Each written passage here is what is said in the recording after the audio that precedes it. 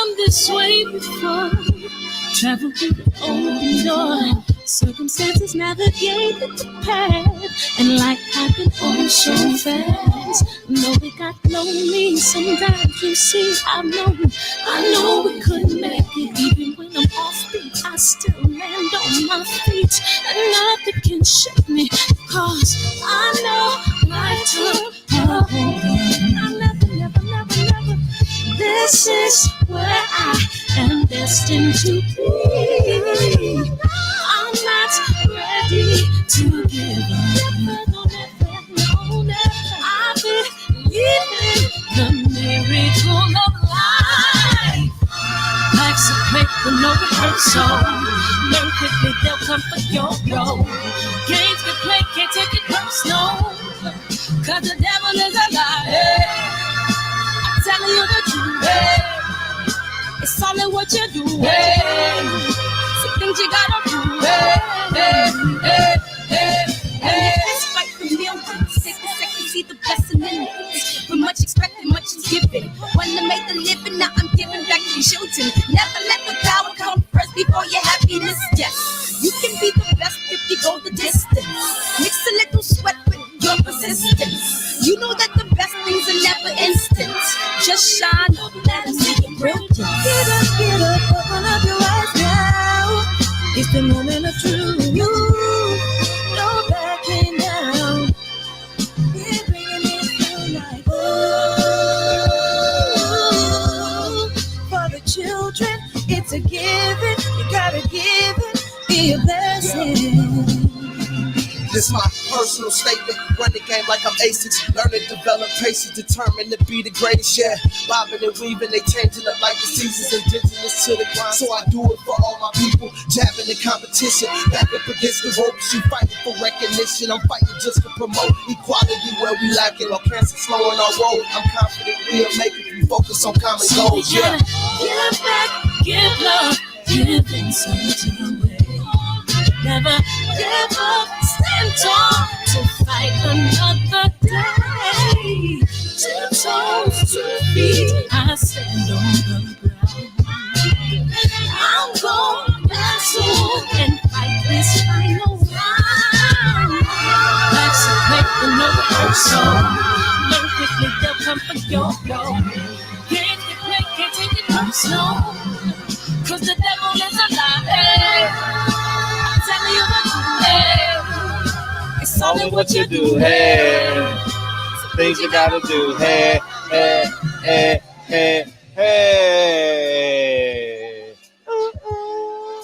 Bounce with me, hey. Ooh. Love is the word. What up, DB? We back again. K-Duff, man. What's up, man? Welcome to the show, K-Duff. Welcome to the show. What's up, G Brown, D-Ray? Man, I don't think I met you either, man. Welcome to the show. Welcome to the show. Mike Moss, mama call him JP. We gonna call him JQ, man. We got my voice. We got music. We got sound effects. Hey, this show got everything. Hey, man. What's up, Mike Jones? Who? What's up, Devin Blocker? Welcome back, man. Maurice McElroy. What's up, man? What's up, Mark Wunderlich, KJ? And we in here, woke. We in here, fly high. AKA Cletus. What up, Soji? What up, Otis Mickle? Did I get that? Michael Mickle? Okay.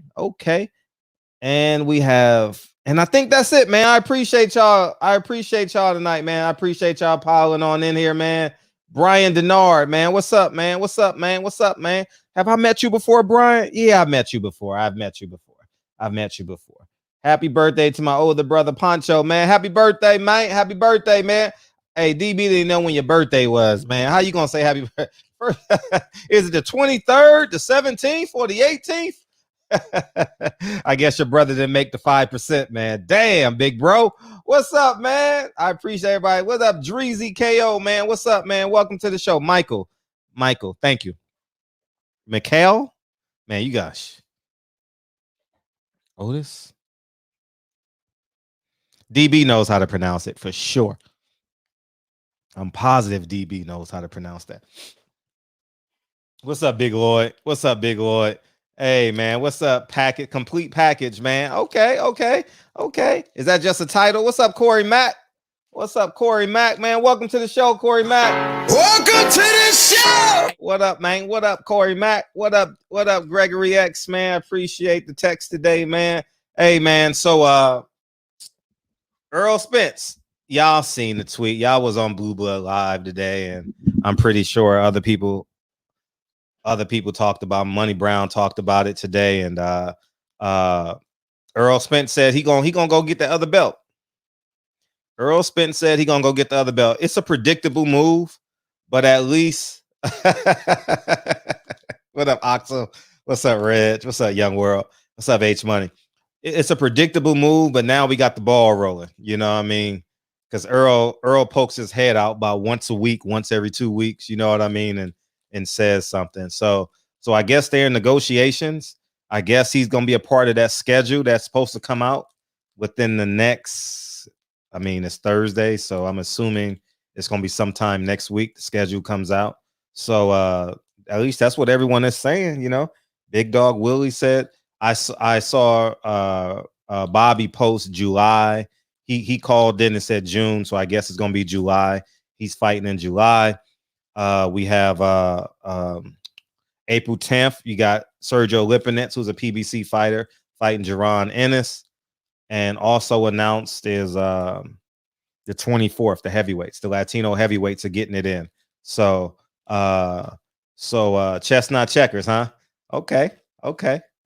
And so hopefully he'll be a part of the schedule, and they'll be announcing their fight soon because they're running out of tickets to sell. And I'm gonna tell y'all right now, if you ain't got a date in Texas now, it's gonna be hard, man. Because niggas gonna run out of money in Texas for this boxing. You can't keep every fight there and think you're gonna sell out every fight. You know, you have Mo Hooker this week. Then you probably got another fight there in 2 weeks. Then you got Canelo going to Dallas Cowboy Stadium, and it's a competitive market, yo. It is and I'm itching to go to a fight. I ain't gonna lie, I'm itching. I'm itching. E1K, what's up, man? And so there's money being spent, and you can't keep asking the people to go every 2 weeks to go to a fight. So just keep that in mind. So that's why Reggie Owens, you got to announce your date so people can plan accordingly, because I'm getting on the plane sooner or later. So I'm getting on the plane sooner than later. You know what I mean? And, I need to be at DG's, man. I'm going to just tell you that right now, man. I need to be at DG's, man. I need to see what $1,000 look like at DG's. You know what I mean? I ain't going to spend 1,000, but you know what I mean? So, but anyways, man, I appreciate everybody coming in here tonight. So Earl Spence Ugas, man. It's a predictable move. I think they need to go on and announce that fight. And I told y'all, but didn't I say the first night Ugas was going to do that 50-50 dance? Man, that nigga coming out, man. He thanking God. He trying to save the country of Cuba. He doing single car. You mash your stack. We ain't gonna spend it all though, but we gonna have 1,000 on the table though. You know what I mean? Hey, what up, V Rock? I appreciate you, man. Welcome to the show. So, Ringside Boxing was on tonight. Thank you, Boxer Sparring. I appreciate you. God damn, I like that series, dog. They just, man, they make fights that just, man. I like that Ringside, and it's Thursday. Don't compete with nothing. Well, I was watching UCLA play Michigan State. I don't know how I know UCLA was down, DB, but they were down by 8 when I started the show. But yeah, Ugas doing that 50. He doing single car parades down Tropicana Boulevard, man. You know what I mean? He take that belt everywhere. You know what I mean? I Ugas dad. I told you that's what he got to. I told y'all, man. Hey. Whenever them foreigners, them underdog foreigners get them belts, they going right back to their country, man. Man, you gotta pry that belt away. Man, he's a world champion. No one knows he got upgraded. The history books ain't gonna say he got upgraded in Cuba. They gonna say he was the welterweight champion. And they gonna say, man, you were champion while Floyd was fighting. And what he gonna say? Yep. See, See. And they gonna say, did you fight Canelo? No, porque no entiende Canelo as Alfredo. He was Alfredo. You mean he likes spaghetti? No, he was Alfredo me. He was Alfredo me.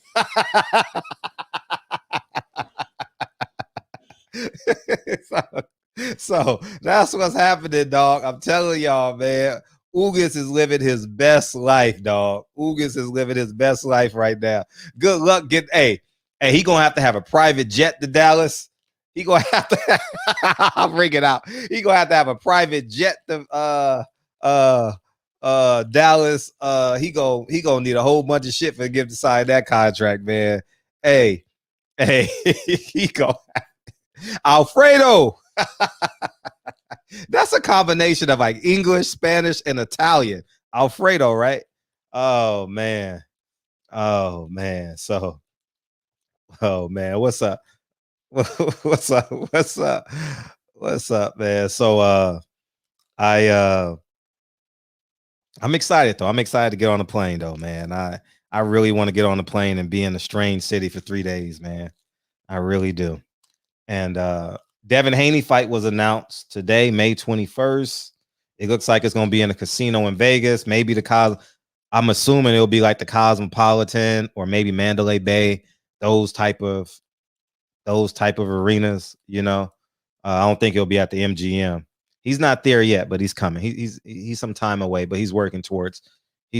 Oh my God, Freddie's roommate. Oh, I'm dead. Welcome to the show.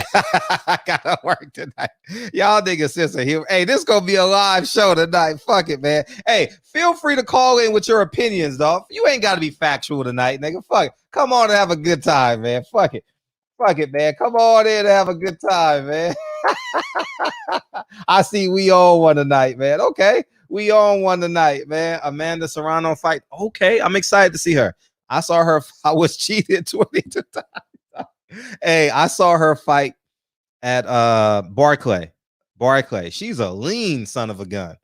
I mean, she got like a man, she lean. Dog, she lean. Man, she in shape. She in dog shape. Serrano, dog shape.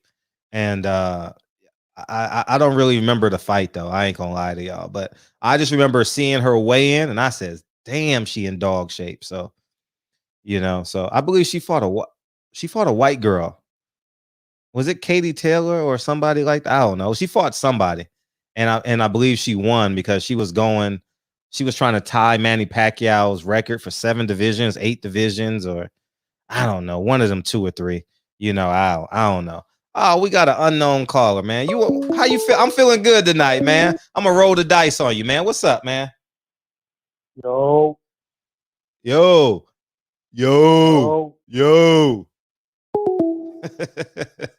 So, but anyways, man, it was, yeah. So, but yeah, getting back to Earl Spence, man, y'all better get them dates locked in, or y'all better move that shit to Houston or something. God, that Texas market is so oversaturated. So, and I know they're gonna do some in Miami, and then they'll probably have to do some probably in like these small places like Oklahoma. Al Haymon ain't doing no Oklahoma. Al Haymon ego was on 10. He doing big markets. Al Haymon don't like them little markets. He doing LA, Texas, Vegas, New York, or maybe Miami. Al, you ain't gonna see Al Haymon in the middle of nowhere. He ain't doing that shit. I ain't never seen really. I mean, he has some few fights in Mississippi, but he don't really like those small markets. I don't know why, but he don't like fights in small markets. So obviously it's a bigger it's a bigger pool to pull from. You got more people. But we got Kyle, man. Kyle always up first, man. What's up? And this is what it feels like. What's up, Kyle? I failed you, Fred. What happened? I just went live, right? And I went against my better judgment. I knew not to to add somebody on. I knew not to add them on. Man, I cussed him out, man. Who? I don't even know who he was. Some troll, man. I was interviewing this guy named Southpaw Stay Ready. He got a TikToker. I had him on, and I knew I shouldn't let this dude on. I knew it, but he kept begging and begging to hop on. And I knew it, man. And it pissed me off so bad I started cussing him out, man. My wife texted me like, Kyle, stop cursing. I'm like, oh shit. Yeah, and got my wife to call me, man. So I had to, you know how you did H-Money that time? Where he was about to go in on you were disgraced to Emmanuel Stewart. Man, that's what I should have did. I should have just got him out of there, but he just pissed me off so bad, man. That's why I said I failed you, man. But I did what you always do, as far as like let the person getting interviewed just go off and do their thing, even if you don't agree, just let them go. So that's one of the great that I took from you, bro. But the interview went well. Shout out to DB, man. Yeah, interview went well. Yeah, it was cool. It was cool, man. Granola bar is going good though. So that ain't gonna make you sleepy, huh? Nah, Bro, I'm not eating potato chips right now. Potato chips is my go-to for everything, and I haven't had potato chips in like 2 weeks. I haven't had bacon since our conversation, bro. Bacon is your shit. Bacon goes with every goddamn thing. You know what I'm saying? I put bacon on everything. You name it, bacon goes with it. You know what I'm saying? Ice cream, sandwiches. Ice cream? Bro, you never had caramel bacon ice cream before? Oh boy, you sleep. Really? Do you eat pork? I mean, I don't buy it, but I'm not anti anything. Like I don't have no rules in my life. Okay. Yeah, you know what I mean? As it pertains to food, right? You know, my Muslim partner, he would say, man, I can't do swine. I tell him, he said, no pork on my fork. I say, pork on my fork. Swine is divine. He always say, man, swine ain't divine. I always tell him, swine is divine. So, listen to me, man. The pig is the best animal to eat. I mean, you can't name anything on a pig that you can't eat. You know what I'm saying? That's not good. I know it's not good for us. I understand all that. I got it. But the shit tastes good. Everything tastes good. Pig feet. You know what I'm saying? The shoulder. You ain't never ate no cow shoulder. You know what I'm saying? You know what I'm saying? You got the shoulder, the ribs. You know what I'm saying? The ear. You know what I'm saying? I mean, I don't know if y'all eat chitlins, but you know what I'm saying? I done had my share of chitlins too. You know what I'm saying? Living in the South for 6 years, I ate some chitlins too. That were delicious. You know what I'm saying? I know y'all gonna be throwing up in the comment section, but I eat chitlins, nigga. Fuck it. But yeah, man. But I ain't no pork since we had the conversation about shit that make you sleepy. Cause I ain't gonna lie, pork make me sleepy, bro. Even I'll be at work, if I eat like a sandwich with bacon on it, I'm sleepy. Even if it ain't that big of a sandwich, I'm sleepy. So I ain't been eating no I haven't really been eating bad, man. I've been eating veggie burritos. So I just been, you know what I mean, I've been chilling, man. I ain't really been eating nothing crazy. I've been kind of trying to take care of myself, trying to stay up. So last night, man, was a hell of a show, man. Appreciate you for sliding through last night, man. That was good shit, man. I got a lot of good feedback from last night. Big Dog Willie, Amir Khan KOs a prime, Leonard and Hearns. I agree. Wait, what? He said Amir Khan gets KO'd by.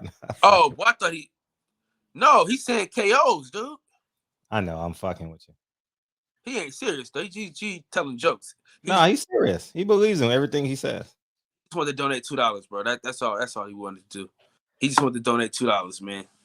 Pendleton probably beats him though. Freddie Pendleton, Fearless Freddie.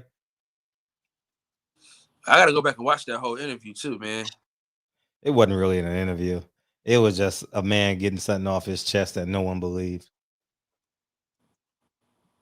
Do you believe him? Huh? I said that no one. Oh, she's not even you. No one. No. Damn. Nah, Reg had a good live, man. If I knew Reg was going on, man, I wouldn't even have went on. But I caught some of Reg's show, and he was breaking shit down, man. America's failing. Mm-hmm. Damn, man. That goddamn Sir Reggie Owens, man.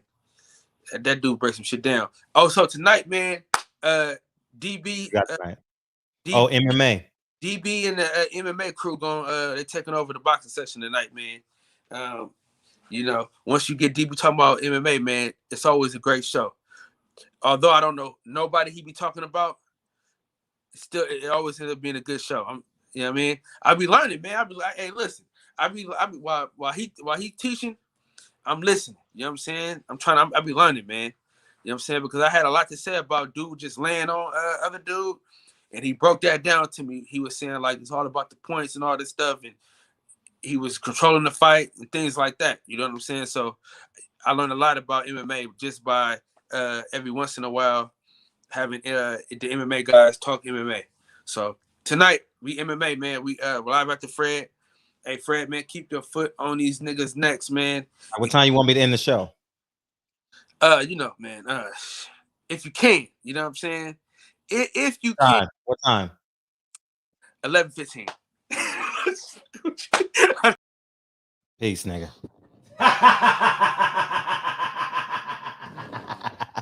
Bye, nigga. Bye. I ain't beaming your ass back in, nigga. Peace, nigga. Hey, how about you get off my show, nigga? How about that? Oh, God, dog. Oh, God. So, anyways, man, we were doing the show, right? We were before the clown came in. We wanted to go to see Harlem Gold Tries, but we ended up at the circus. So, anyways, man, we back on our road back to go see the Harlem Gold Tries versus the Washington Generals. Where were we? We can go anywhere. Fred on Demon Time.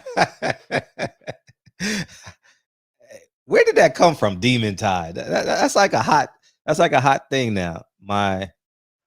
Oh man. That nigga said, "What's up, Stormy B, man? Man, I appreciate you." Hey, that nigga said I had 22 fights. Man, come on, man. I had 22 fights where I was robbed. That nigga had 22 fights. You already had your fame, man. You already had your claim to fame. Hey, he said, anyways, man, you can't make this shit up, man.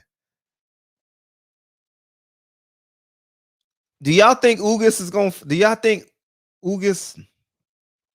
fight Earl Spence? Or you think he want to fight in Florida? What do y'all think? I'm just curious.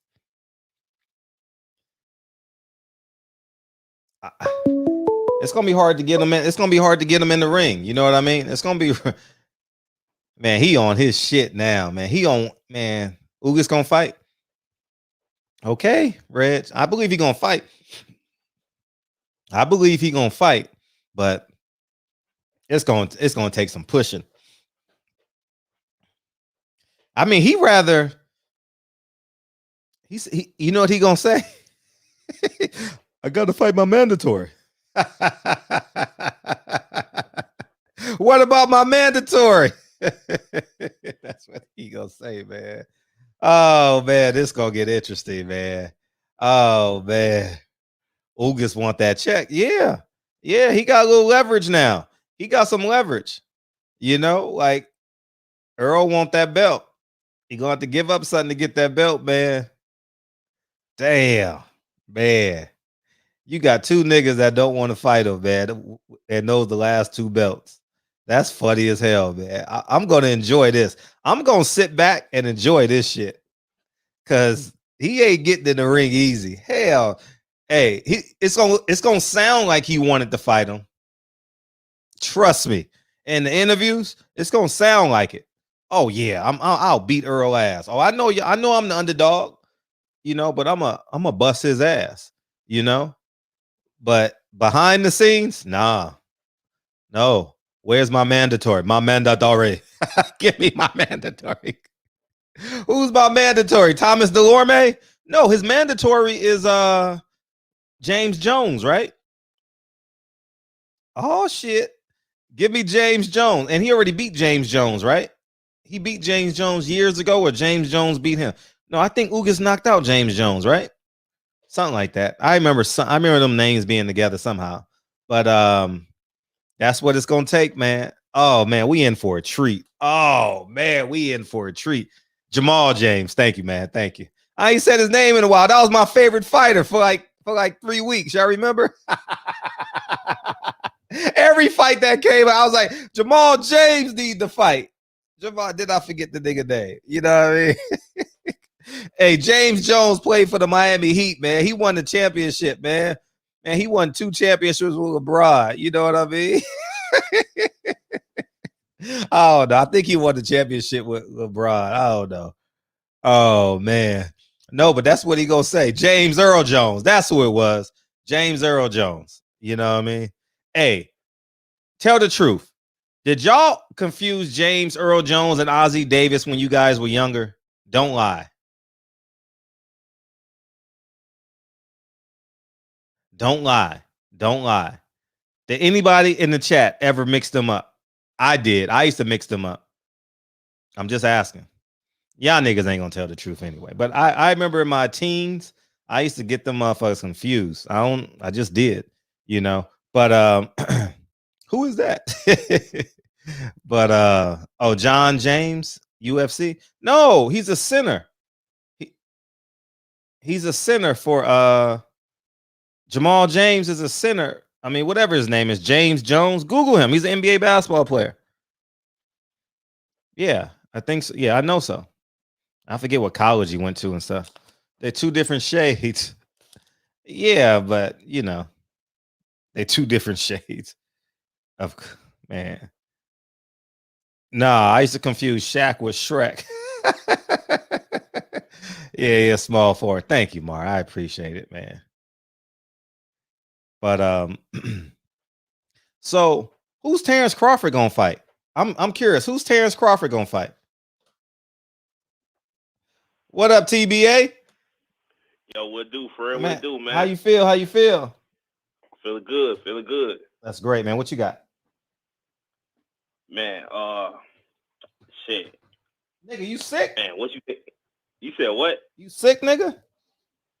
No, man, I'm a little pissed, bro. I just lost some money, man. I had a good parlay going, man. Then Albert Machado got his ass knocked the fuck out, man. I fucked up all my money, man.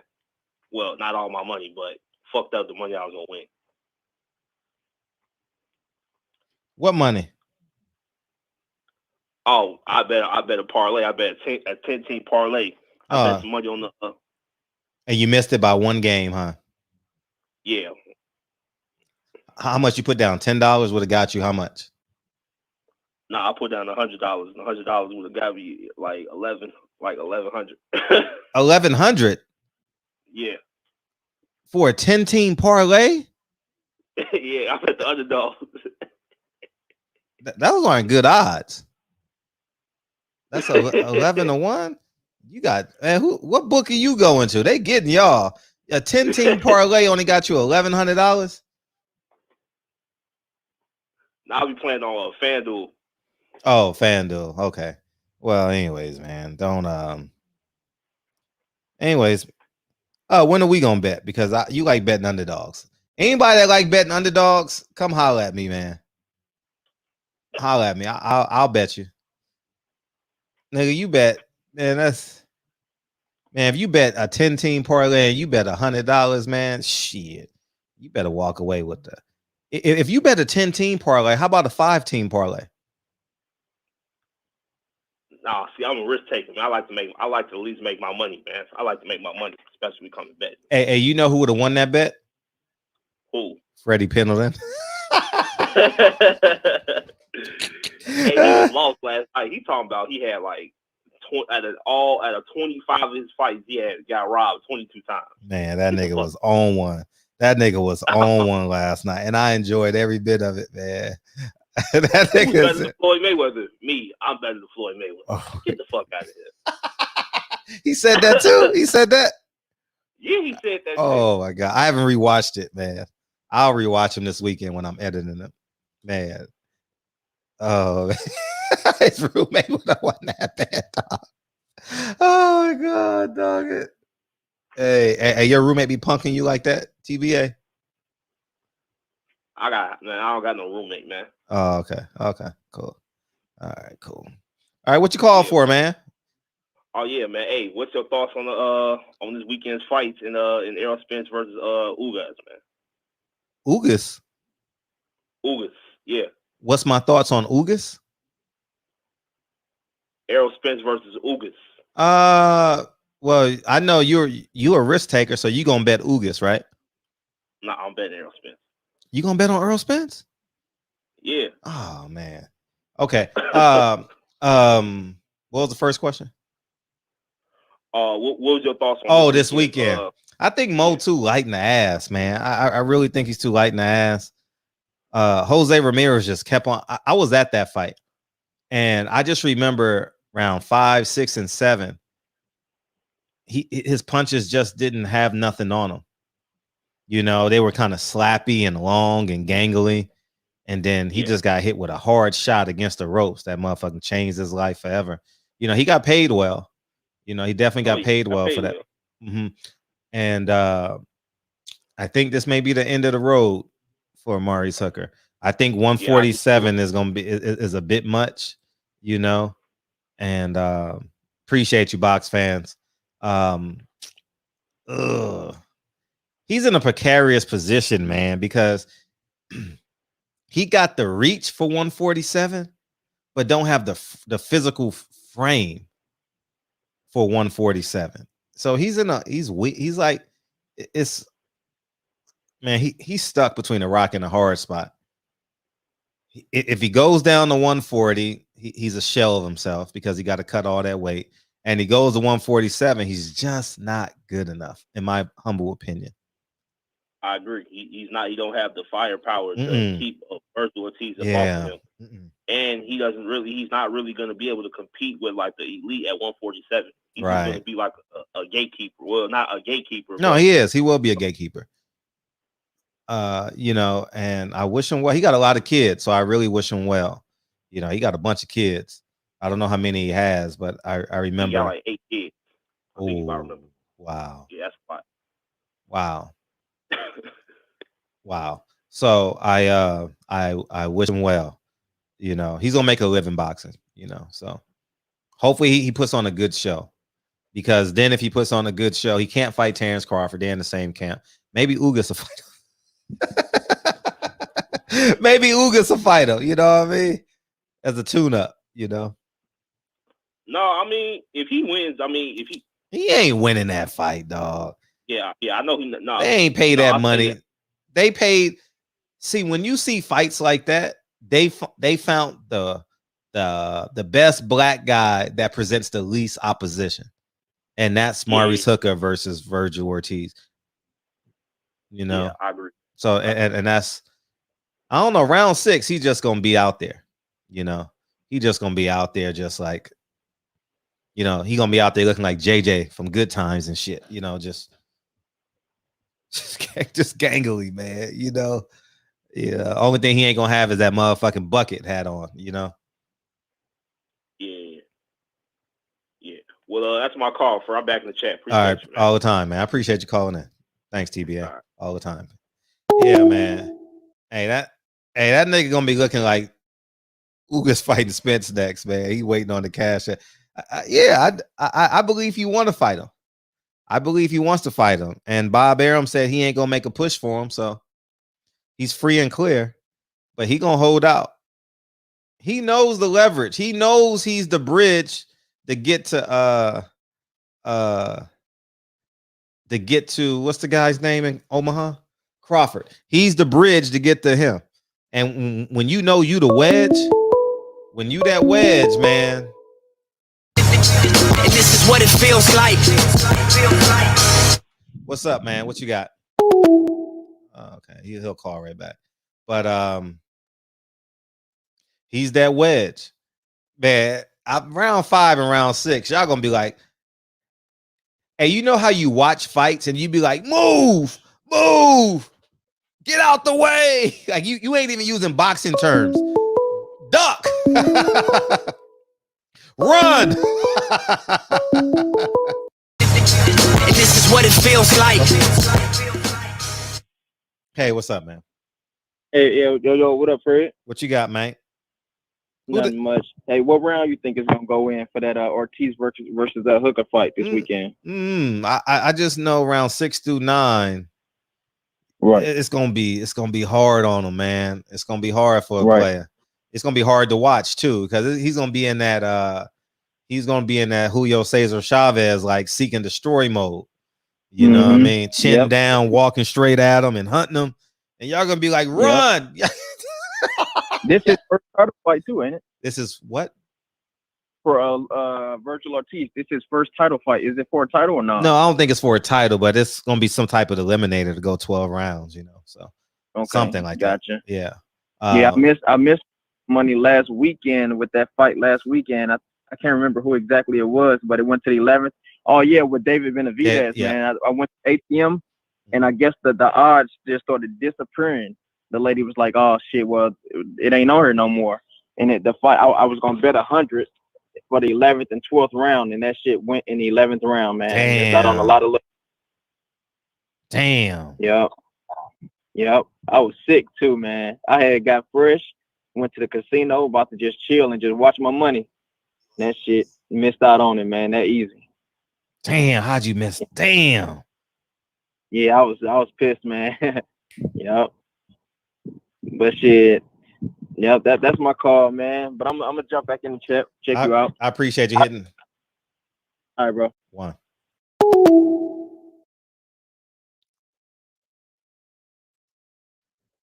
Damn, he missed his bet. It ain't going no 9 rounds, man. I just think it's just gonna be bad, man. Man, when was the last time? I'm trying to think when was the last time I was like, hold on. Oh, I remember this fight visually. It was Tony Harrison versus Jared Hurd, right? And Tony Harrison was out on his feet somewhere in there, right? I was like, hold on.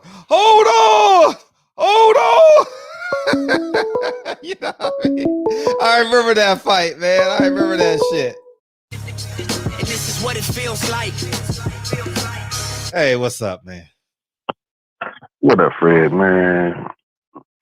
I don't know, you know who this is. It's Birmingham, Alabama. Yep. Man, the last time I talked to you, I was on the verge of jumping out the cliff, man, thinking about this thing. What the fuck is going on with this damn shit, man? With this damn Tyson Fury, this damn Josh, this shit fucking with me for real though. Cause I'm thinking like, hey, or whatever. This right now they talking about the COVID is blaming all this shit on him. The COVID is blaming all this right now. What about when the COVID stopped Tay fight from happening though? But now it's all different type of incentives. They're just sitting up in the fucking way right now. Or whatever. Oh, Bob Arum. Well, they both sides and signed the contract and all that, and that bullshit. They didn't sign the contracts and all that and stuff. Like we wait on the venue, we wait on the date and all this. And I keep up this shit not on a day-to-day, but on a minute-to-minute basis. Yeah, we didn't sign the contracts and all that shit or whatever and stuff like. Ain't no date, ain't no venue and them like that. Then we talking about. I hear some else somebody got 30 days or something like that. 30 days. To me, in my mind, and I'm from Alabama, just like Dietary, man, and I'm still here. It feels like they trying to blackball my brother. And see, before this gets started, everybody need to open their eyes and realize, before the Tyson Fury fight even happened, when Tay was negotiating with Anthony Joshua and Eddie Hearn, all them UK people, everybody, they had the notion, we're going to blackball Deontay Wilder. So right now, I mean, flashback. I mean, I know 2020 is hindsight. Flashback. They said that. That's the same way I told you the other night. What I'm telling you now is stuff that happened before the fact. I told you the other night. I said before Tate got in there with Tyson Fury, I told you his training partner put a video on YouTube showing he took all the patents out the glove. So it ain't like Tate making up no shit. I mean, like that. His sparring partner, this before him and Tate was in there. His sparring partner put a video up on YouTube. This before. This before. This ain't no after the fact that I'm trying to make up no excuses. This is before.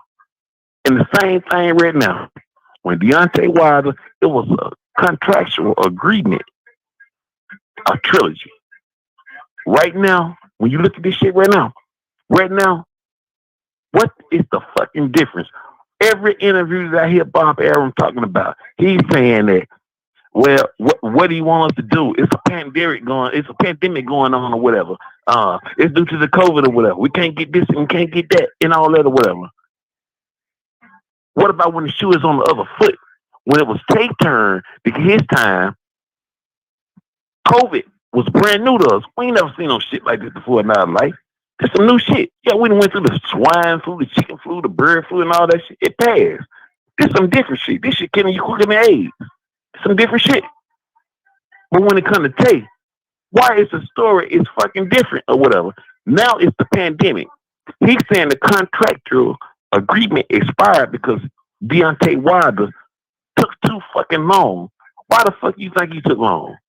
The pandemic. But when it fits your situation or whatever, it's different or whatever. You can understand the pandemic then.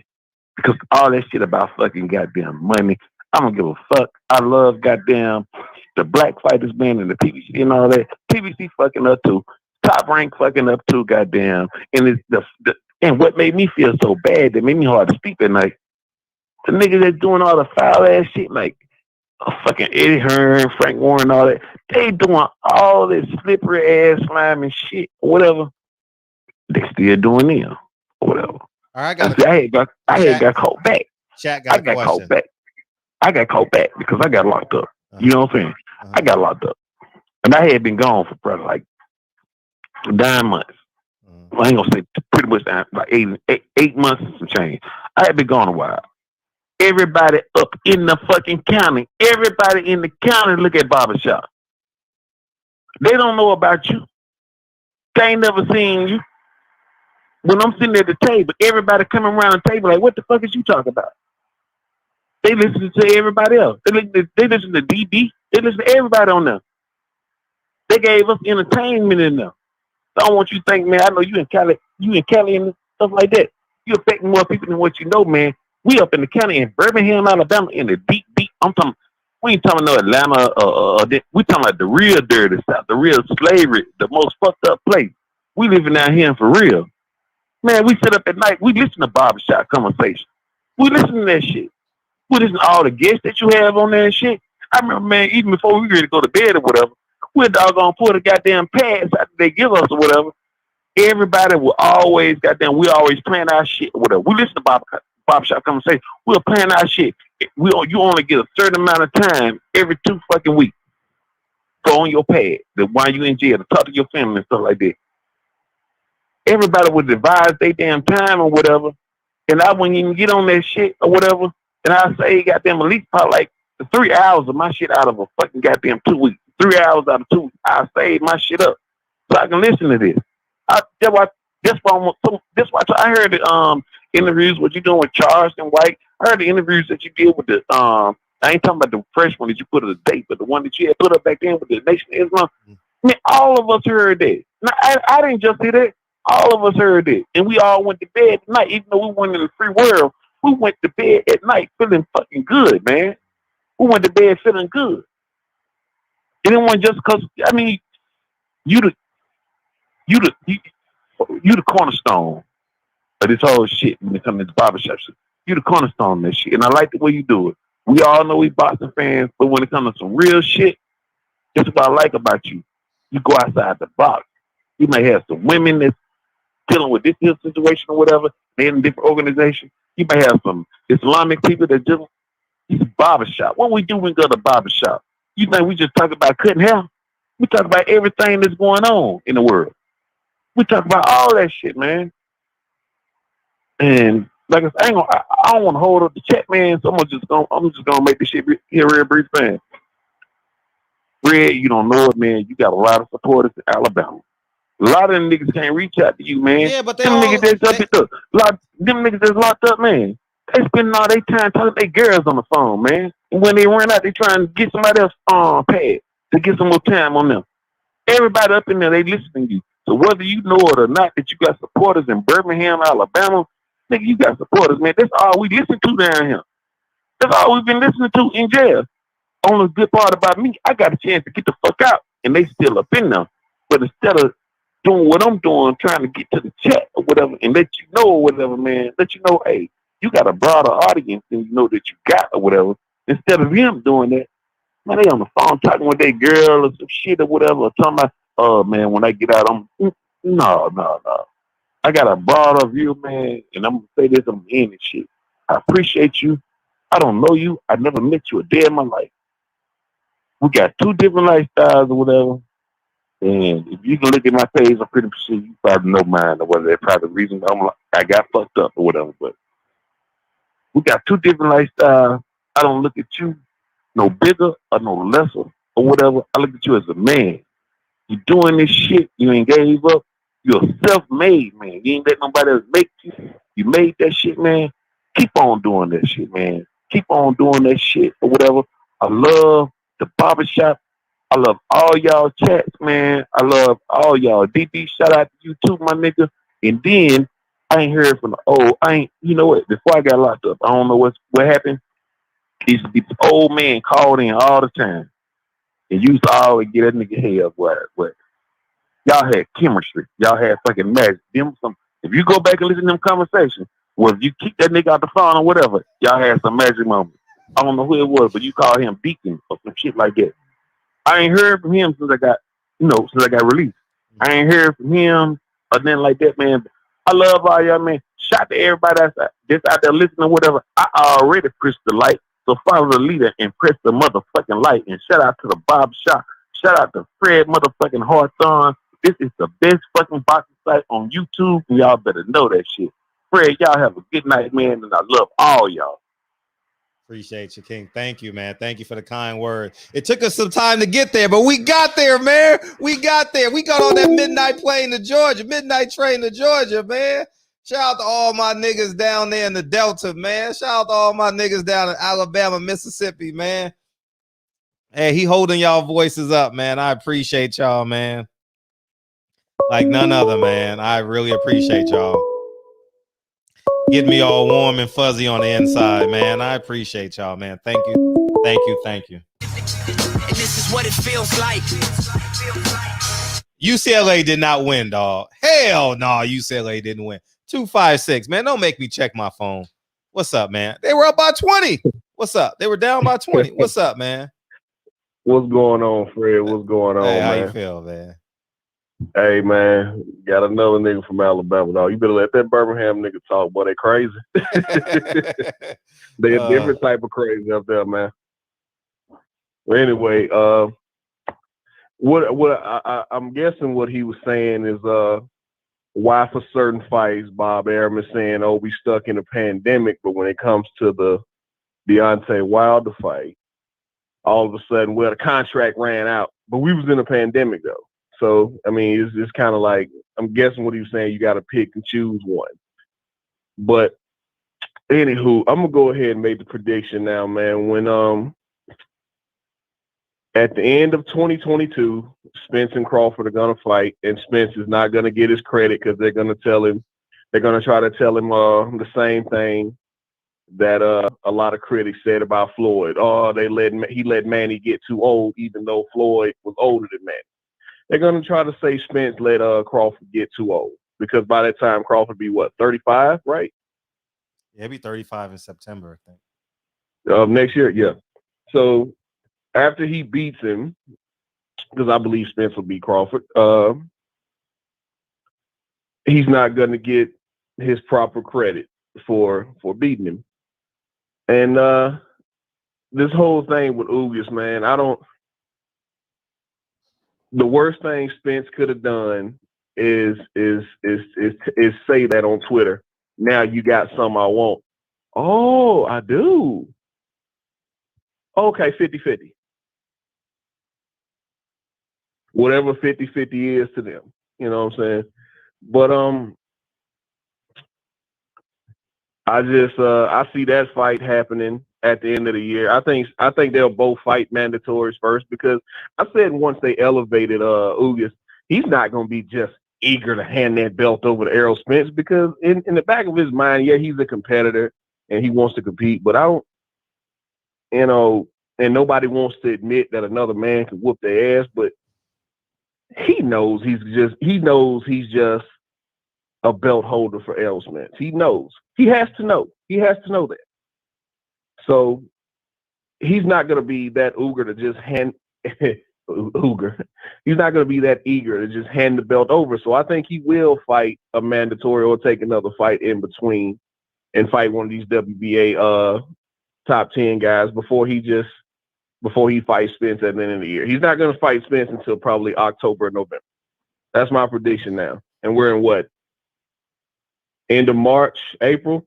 Yeah, Spence will end up, because Spence said after he beat Danny Garcia that he didn't want to fight until summertime. So we talking June, July before Spence was going to fight anyway.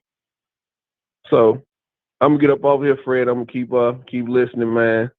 I actually got the night off tonight, so I'm enjoying the show. You ain't had to keep clowning old boy last night about about his roommate coming in and tell him to get your ass off the phone. Oh my God, that shit funny. Man, you don't understand. I fucking cried last night. I cried today, man. I cried laughing today. Oh, hey, man. I gotta fucking work in the morning. First of all, you know, I'm trying to keep my boys down now because my wife and kids upstairs asleep. But ain't no grown man finna tell me get off the phone. I gotta work in the morning. We'd have told some shit in. We'd have told some shit up in there. Especially if I pay bills here too. Bitch, put some earplugs in. I'm talking in here. Get out my face. But you know, everybody different. You know, everybody's situation different. I hate that a former champion has to go through that, man. It's just, that's why I got to take care of yourself while you're in the sport to set yourself up while you're outside the sport. Right.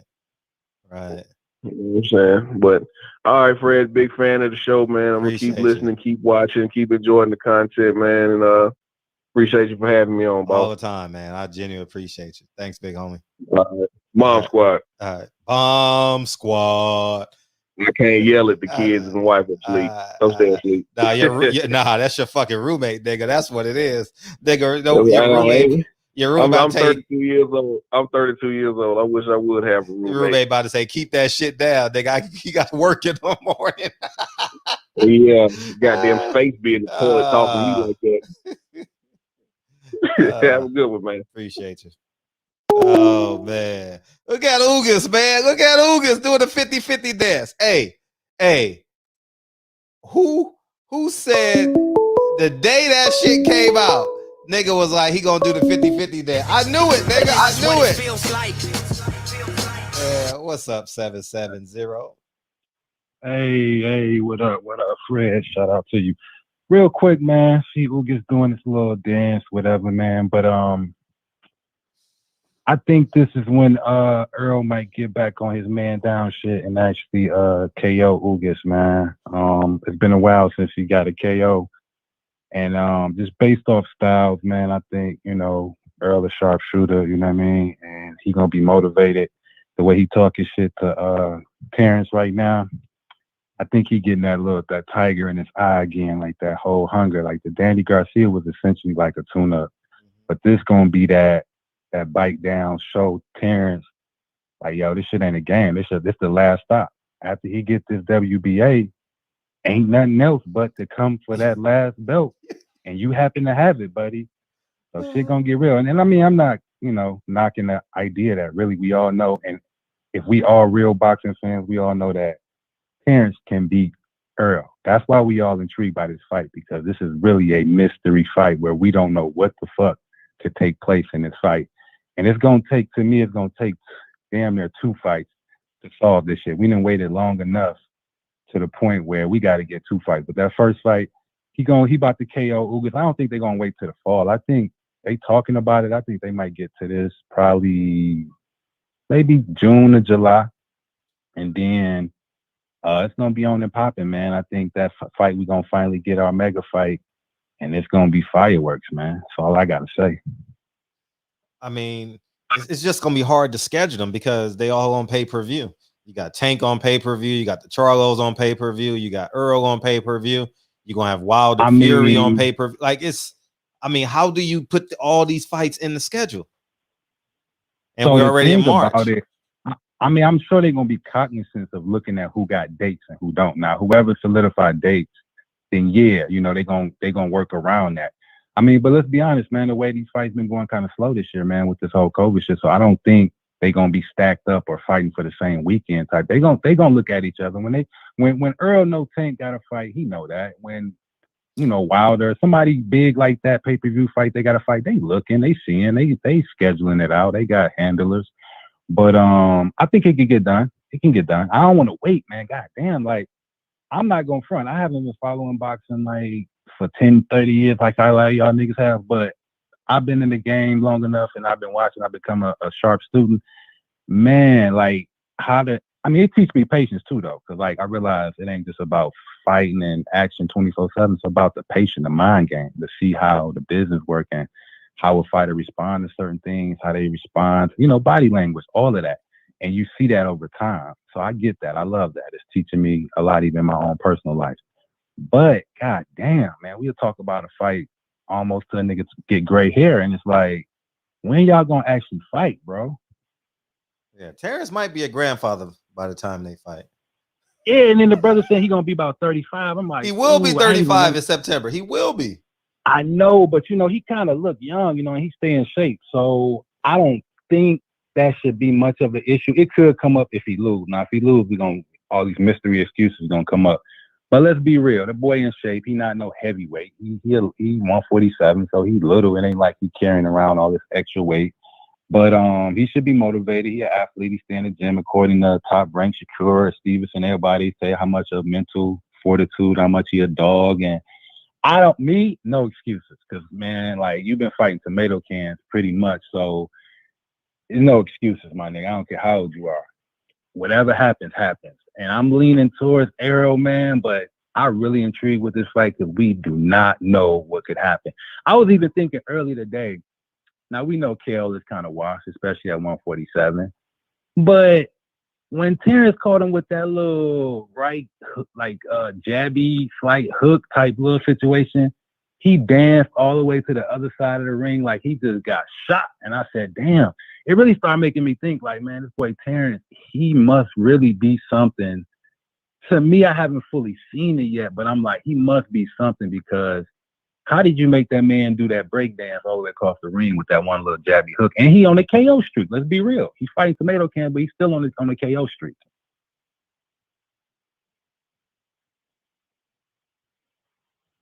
You still with me?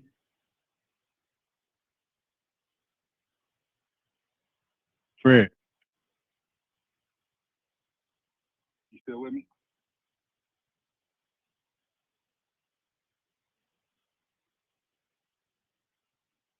Big bro.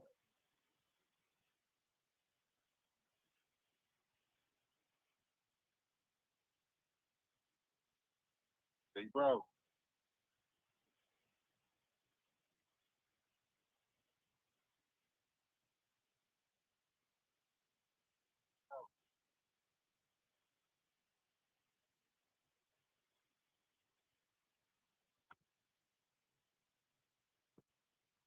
Yo, Fred.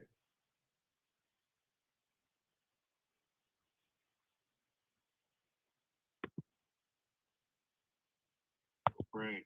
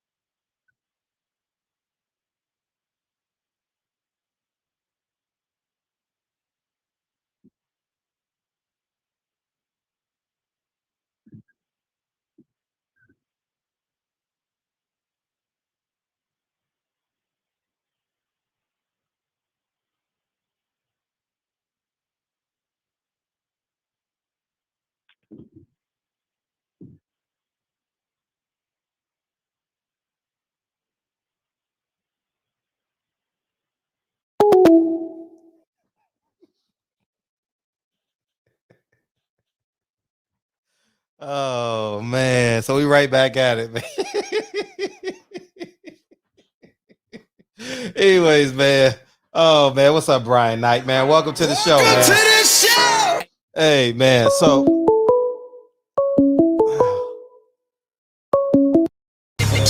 And this is what it feels like. Fred, that's fucked up, man. Why you doing like that, Fred? man, we having fun, man. Man, we on demon time, man. They said I was on demon time, so why not be a demon, nigga? Shit. Man, this is G McKenzie, man. What's up, man? How you feel, man? I appreciate all the support, man. I'm chilling, man. Shit, I'm feeling a little motivated today, man. Texas trying to make a fucking comeback, man. Shit, we've been tripping. Fucking Charlo's making us look bad. I don't know where EJ is. I'm like, man, come on, Texas. We can't go out like that. It just started to get warm outside. Oh, man. Oh, man. So it's news, man. So Ugas, have they signed contracts or they just talking? Nah, they just talking. But Al got to make that fight happen. Al definitely got to make that fight happen. He got both fighters, man. You can't prolong it, man. Give him the extra 500,000 and keep it pushing. I think it'll be great for boxing, man. Seeing Earl fight Ugas. I can either see Earl either stopping Ugas late, or it can go with this. I got Earl winning that decision for sure. Being that he's back with Blu-ray and he's got a nutritionist now, so it'll be a good look for EJ. Earl seeing him back. I'm sorry. Hmm? No, I was like, Earl might be going to camp soon because I'm pretty sure Jamel should be going to camp soon. Maybe they need maybe Earl needs Jamel a little bit, that testosterone in camp, you know, because he was in camp. He was in camp by himself. So to give him that push that he needs. Yeah. And I think that because PBC should be flooding us with a schedule by now. You know, absolutely. Yeah, that's the word of the day. I mean, that's the word of the week in the shop. Schedule. That's the word of the week. Yeah. So I think that if they might be along the same schedule, ding, you know, like as it pertains to maybe one is fighting in June, the other one may be fighting in July, or one is fighting in July, the other one fights in August. You know, somewhere in there. But it seemed like they usually always fight around the same time period. Jamel and Earl. but Mel had camp in Houston a lot of the times too. Earl started I remember Earl was in the videos the last 2 weeks or 3 weeks of his camp, you know. And but I'm very interested. I hope they go to camp together. That would be cool that Jamel gets to feed off of Earl and Earl gets to feed off of Jamel, and they can be each other's sparring partners because Castano is right-handed and Ugas is right-handed. So maybe you got to bring in, maybe you may need one more sparring partner for Jamel, but you know, it'll be pretty cool. Get to work. Yeah. I don't know if that fight between Earl and Crawford is going to even take place. Even if I do think Earl is going to beat Ugas, of course. And I mean, it does make sense with the belts, with the unification and whatnot. But the way Crawford's been talking, man, I just don't see it. Honestly, I don't see it happening. And at that point, shoot, I think Earl should just move up. He wouldn't have anything else to prove. After you get the third belt? After he gets the third belt. If Crawford doesn't still want to fight, I don't think EJ has anything else to prove. At 147. I don't think I think the bigger fights are at 47 for him right now. Yeah. With the belt. But I mean, there's only one more belt because Crawford has the last one, right? Crawford has you're assuming he beats Ugas, right? I'm assuming he beats Ugas, right? Yeah. Crawford will have the last one, but the pressure is going to be so immense, man. Oh, it's going to be so much pressure on them too. I don't know how they're gonna handle. We won't know how they're gonna handle it until like it's only y'all two left. No one wants to see Sean Porter fight none of y'all. No one wants to see Keith Thurman fights none of y'all. Is there another one? I would have paid to see Porter fight Crawford. I would have paid for that. No, what I'm saying is if Ugas loses to Spence, no one wants to see Porter and Crawford now. Oh yeah. Because now it's like, nah, stop wasting our time.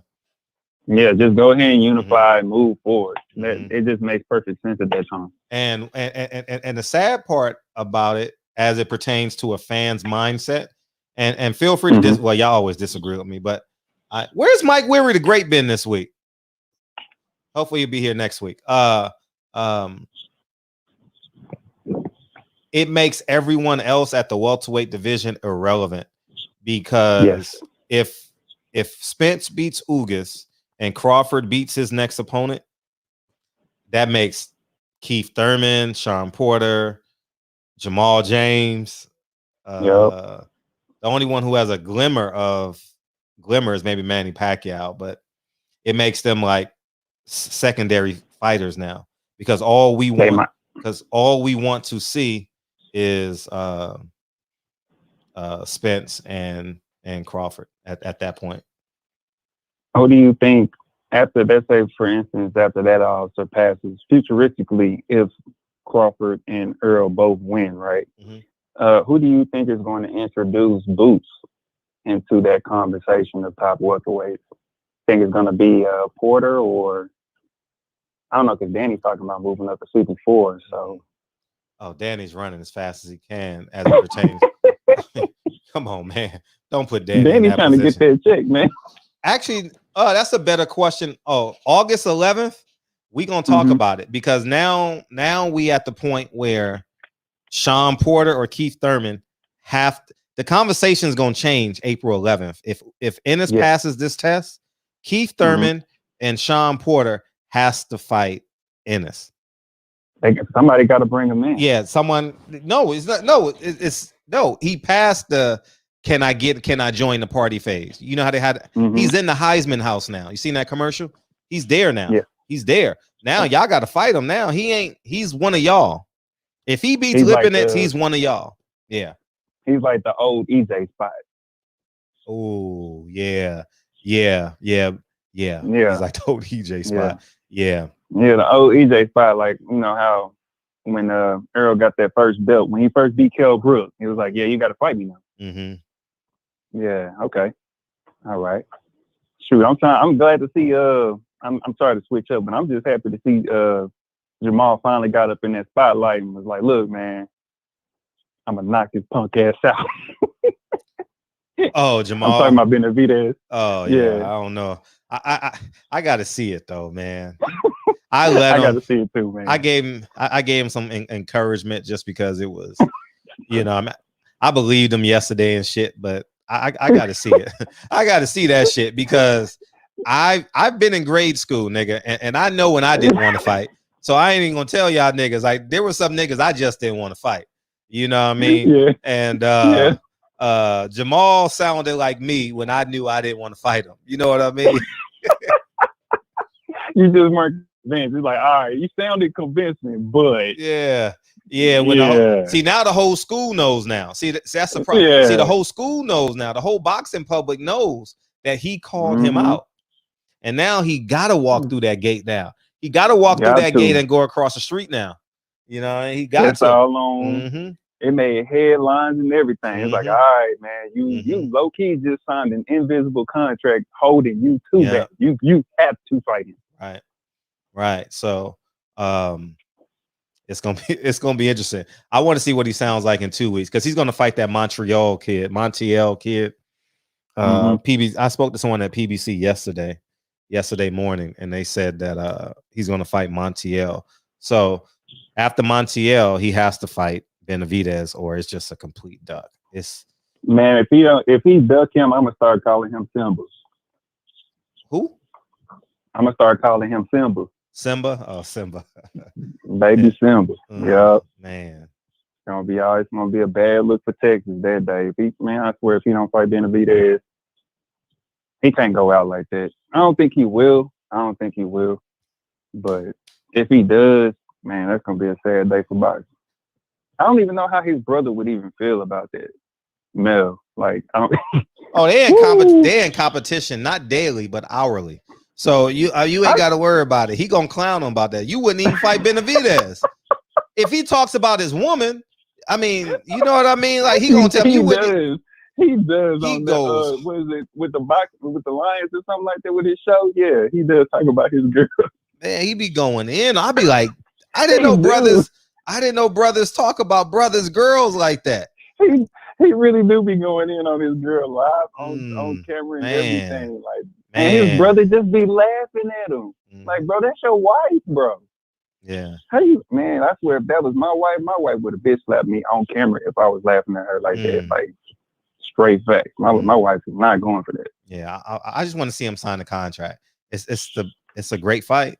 It's a great fight. That's a huge fight. I'll be there. Man.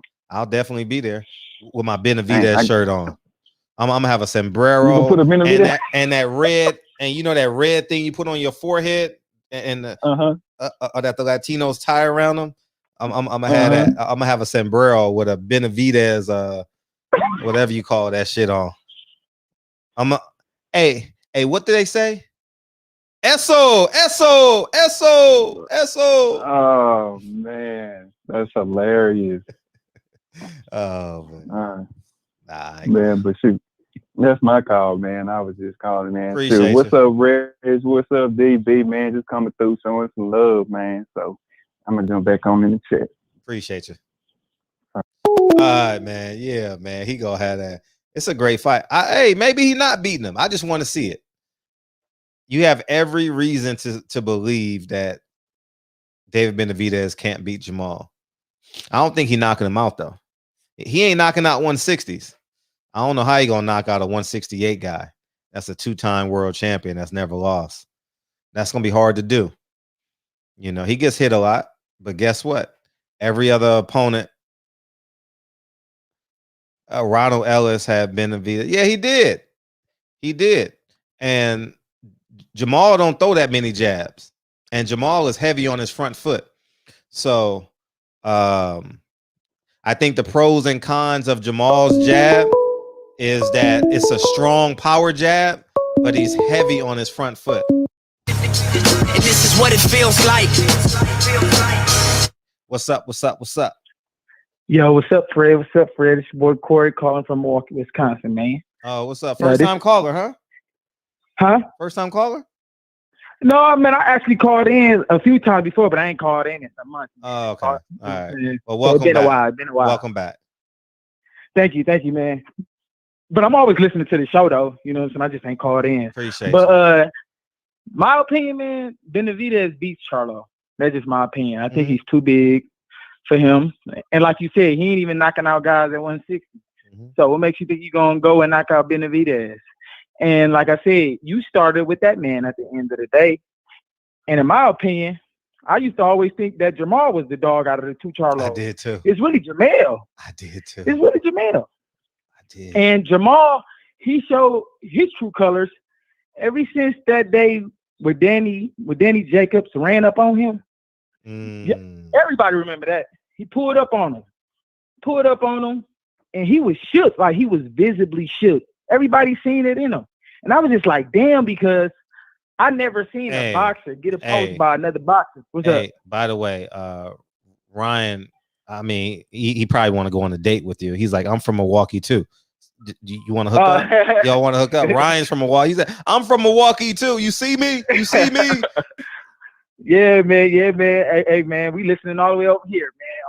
All the way in the Midwest, man. All the way. But yeah, Danny Jacobs ran up on him, and he was visibly shook. And ever since then, I'm just like, damn. And then he went outside with him too. Why he ain't never fight Danny Jacobs? Well, Danny went and robbed. He didn't rob the bank, but him and Eddie put him in a great position. You know, true. He was like the black Republican over there. He was the one black Republican. He was like that guy.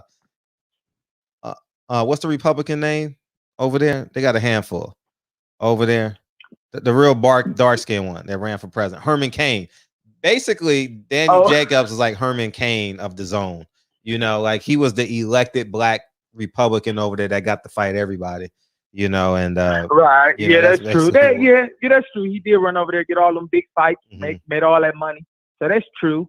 That's true. But at the end of the day, like I said, I just believe he was like I don't know. He's not really ducking nobody. But let's be real. Who has Jamal really fought like that? That really has that pedigree. That really has that background.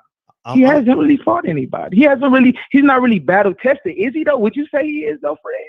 Would anybody say he really battle tested like that? Because I don't think he is necessarily. At 54, I thought he had 2 big fights at 54. He had Trout.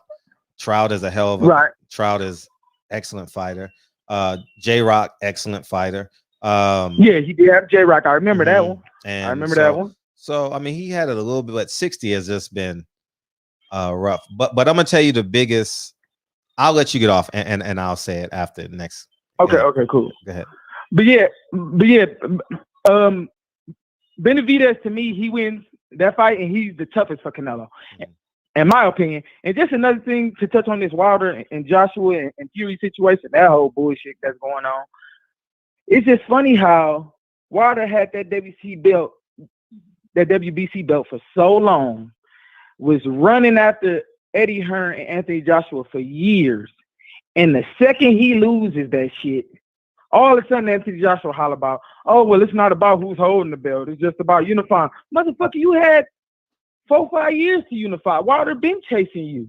Wilder been calling for you. Now all of a sudden Tyson Fury, he has the belt. Now all of a sudden you want to sign contracts. Now all of a sudden you want to run and try to unify. Come on, man. That's pussy shit to me, man. That's pussy shit. You was running for Wilder for so long, man. And as soon as the softest puncher in the heavyweight division that he claimed gets the belt, now you want to fight him. Stop it, man. But yeah, man, that's just how that boxing shit go, man. But I'm gonna go ahead and let you go, Fred. I appreciate the time. Keep doing what you do. You ain't answer. To watch, man. Ryan Jefferson said you didn't give him an answer. What did he say? What did he say now? He said he want to take you out. Ryan, that sound like, I mean, that sound like a man to me. That's a man right there. No, I'm good, brother. All right, I'm good, brother. He cool. He cool. Huh? I don't even swing them ways, brother. No more? You say you don't swing that way no more? What you say? What you say? You said I don't what? You say you don't swing that way no more? I know. I ain't say no more. I never did. Okay, gotcha. I'm straight heterosexual over here, man. All right. None but women my ways, man. That's it. All right, cool. All right, cool, Fred. Take care, dog. All the time. Hey, sorry, Ryan. You gotta, Anyways, so here's what I watch everything. I watch everybody's stories. I watch as much as I can. What? Damn, we got to talk about Keith Thurman. And this is what it feels like. What's up, man? What's up, Fred? How you feeling? Hey, I'm feeling good. I want to know what you think about Keith Thurman. Blue Blood. No, come on, man. Look, I'm a Keith Thurman fan, but he's disappointing. We don't need to talk about him right now. But I just want you to know what you think about what Blue Blood reported that Terrence Crawford is in serious negotiations with fighting Josito Lopez. Who's that? Josito Lopez? Oh, I know him. I know Josito. I definitely know Josito, man. Oh, man. That answers a whole lot of questions, man. Listen, guys, I'm telling y'all, man, I'm like the Oracle. First of all, appreciate you, S. Dot, man. That shit was funny, man. I had my MK Ultra move earlier. You see my MK Ultra move? You see that? Yeah. Nigga thought, yeah, I'm surprised he didn't call 911. Y'all niggas was laughing in the chat. Y'all niggas should have been calling 911. You know what I mean? Fuck y'all. But I'll say this. Damn. Okay, this one. That one. Okay, cool. So what was I talking about? Because basically there was talks because the reason why they have negotiations, and Sean Porter tweeted to Terrence Crawford because he heard basically what was going on. See, that's why he tweeted him. He's like, wait a minute, what's going on? And you saw Crawford's response, basically like he wasn't interested. Like he's like, oh, yeah, whatever. Stay on standby, or you playing with me now. And I just want to get your response on this whole thing about Crawford was basically saying I'm the boogeyman of the division. Nobody wants to fight me. Now he's getting offers. People wants to fight him like Sean Porter, and he refuses to at least cave in just a little bit, just so he can please the fans. Because Jeff Horn, Kavaluskis, Benavidez, who else he's washed up Kill Brook is not doing it. Mm-hmm. And outside looking in, it's just not a good look. He has to take this fight. He has to do whatever it takes to get this fight, even if he has to give out $500K to Sean Porter so this fight could be made, or demand Bob Arum or Todd Dubois to get this fight over the hump. He needs this fight more than Sean Porter, in my opinion. And what's your take on this? That it just feels like to him, he doesn't feel like he needs that fight.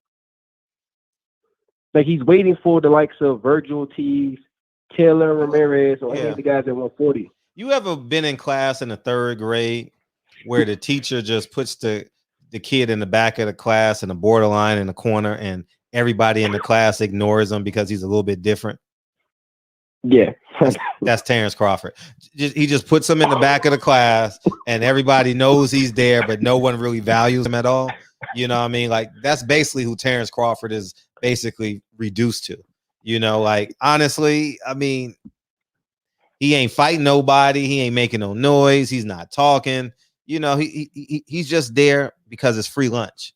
It's free breakfast, and it's free lunch, and his parents got to go to work. Like, that's the truth.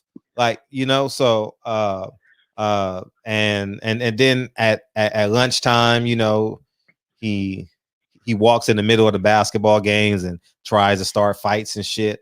You know what I mean? Niggas playing full court basketball, he just walks right in the middle of the game.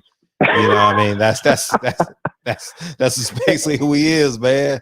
You know what I mean? Let Terrence Crawford stay over there, man. Like, yeah. I think your analogy was great because, you know, I'm sure you probably know by now, but one of Crawford's friends or his uncle, whatever, got his own YouTube channel, and sometimes he gets on, and sometimes Bomac gets on, or whatever, or other people on Crawford's team, and I'll go in there and ask them questions because I just want to know where's the urgency from Crawford, because he always says these guys ducking, but you're not basically also compromising yourself to make these fights happen. Everybody knows when you start fighting the top guys, they're going to ask for more money. That's just the truth. That's boxing. That's common boxing knowledge. The more you step up competition, the more your competition is going to want more money. And it just seems like when they talk on their show, whatever, they just have this lack of self-awareness, complete lack of self-awareness, complete. Like when they were talking about the purse bid that Sean Porter couldn't enact, Bomac was just seemed lost. And honestly, it just sounded like they didn't want to talk about it. It just seems like, what's the word, content. Like they're okay with being where they're at. They don't care. But then they complain about nobody wants to fight them. And they're going to get mad when fans are going to start rooting for Crawford's opponents to start whooping his ass. Yeah, I mean, yeah. Okay, you going to end it on that note? I got you, H-Money. Hey, Crawford, I'm willing to bet you, Crawford has flinched at everybody in his life.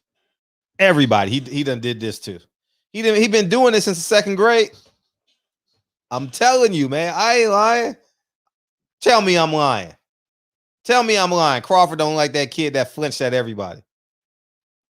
You know what I mean?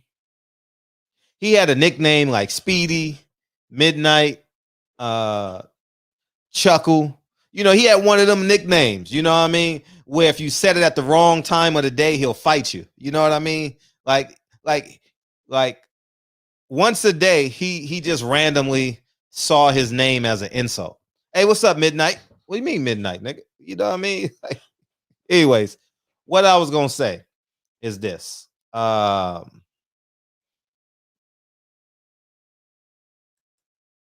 What's up, H Money?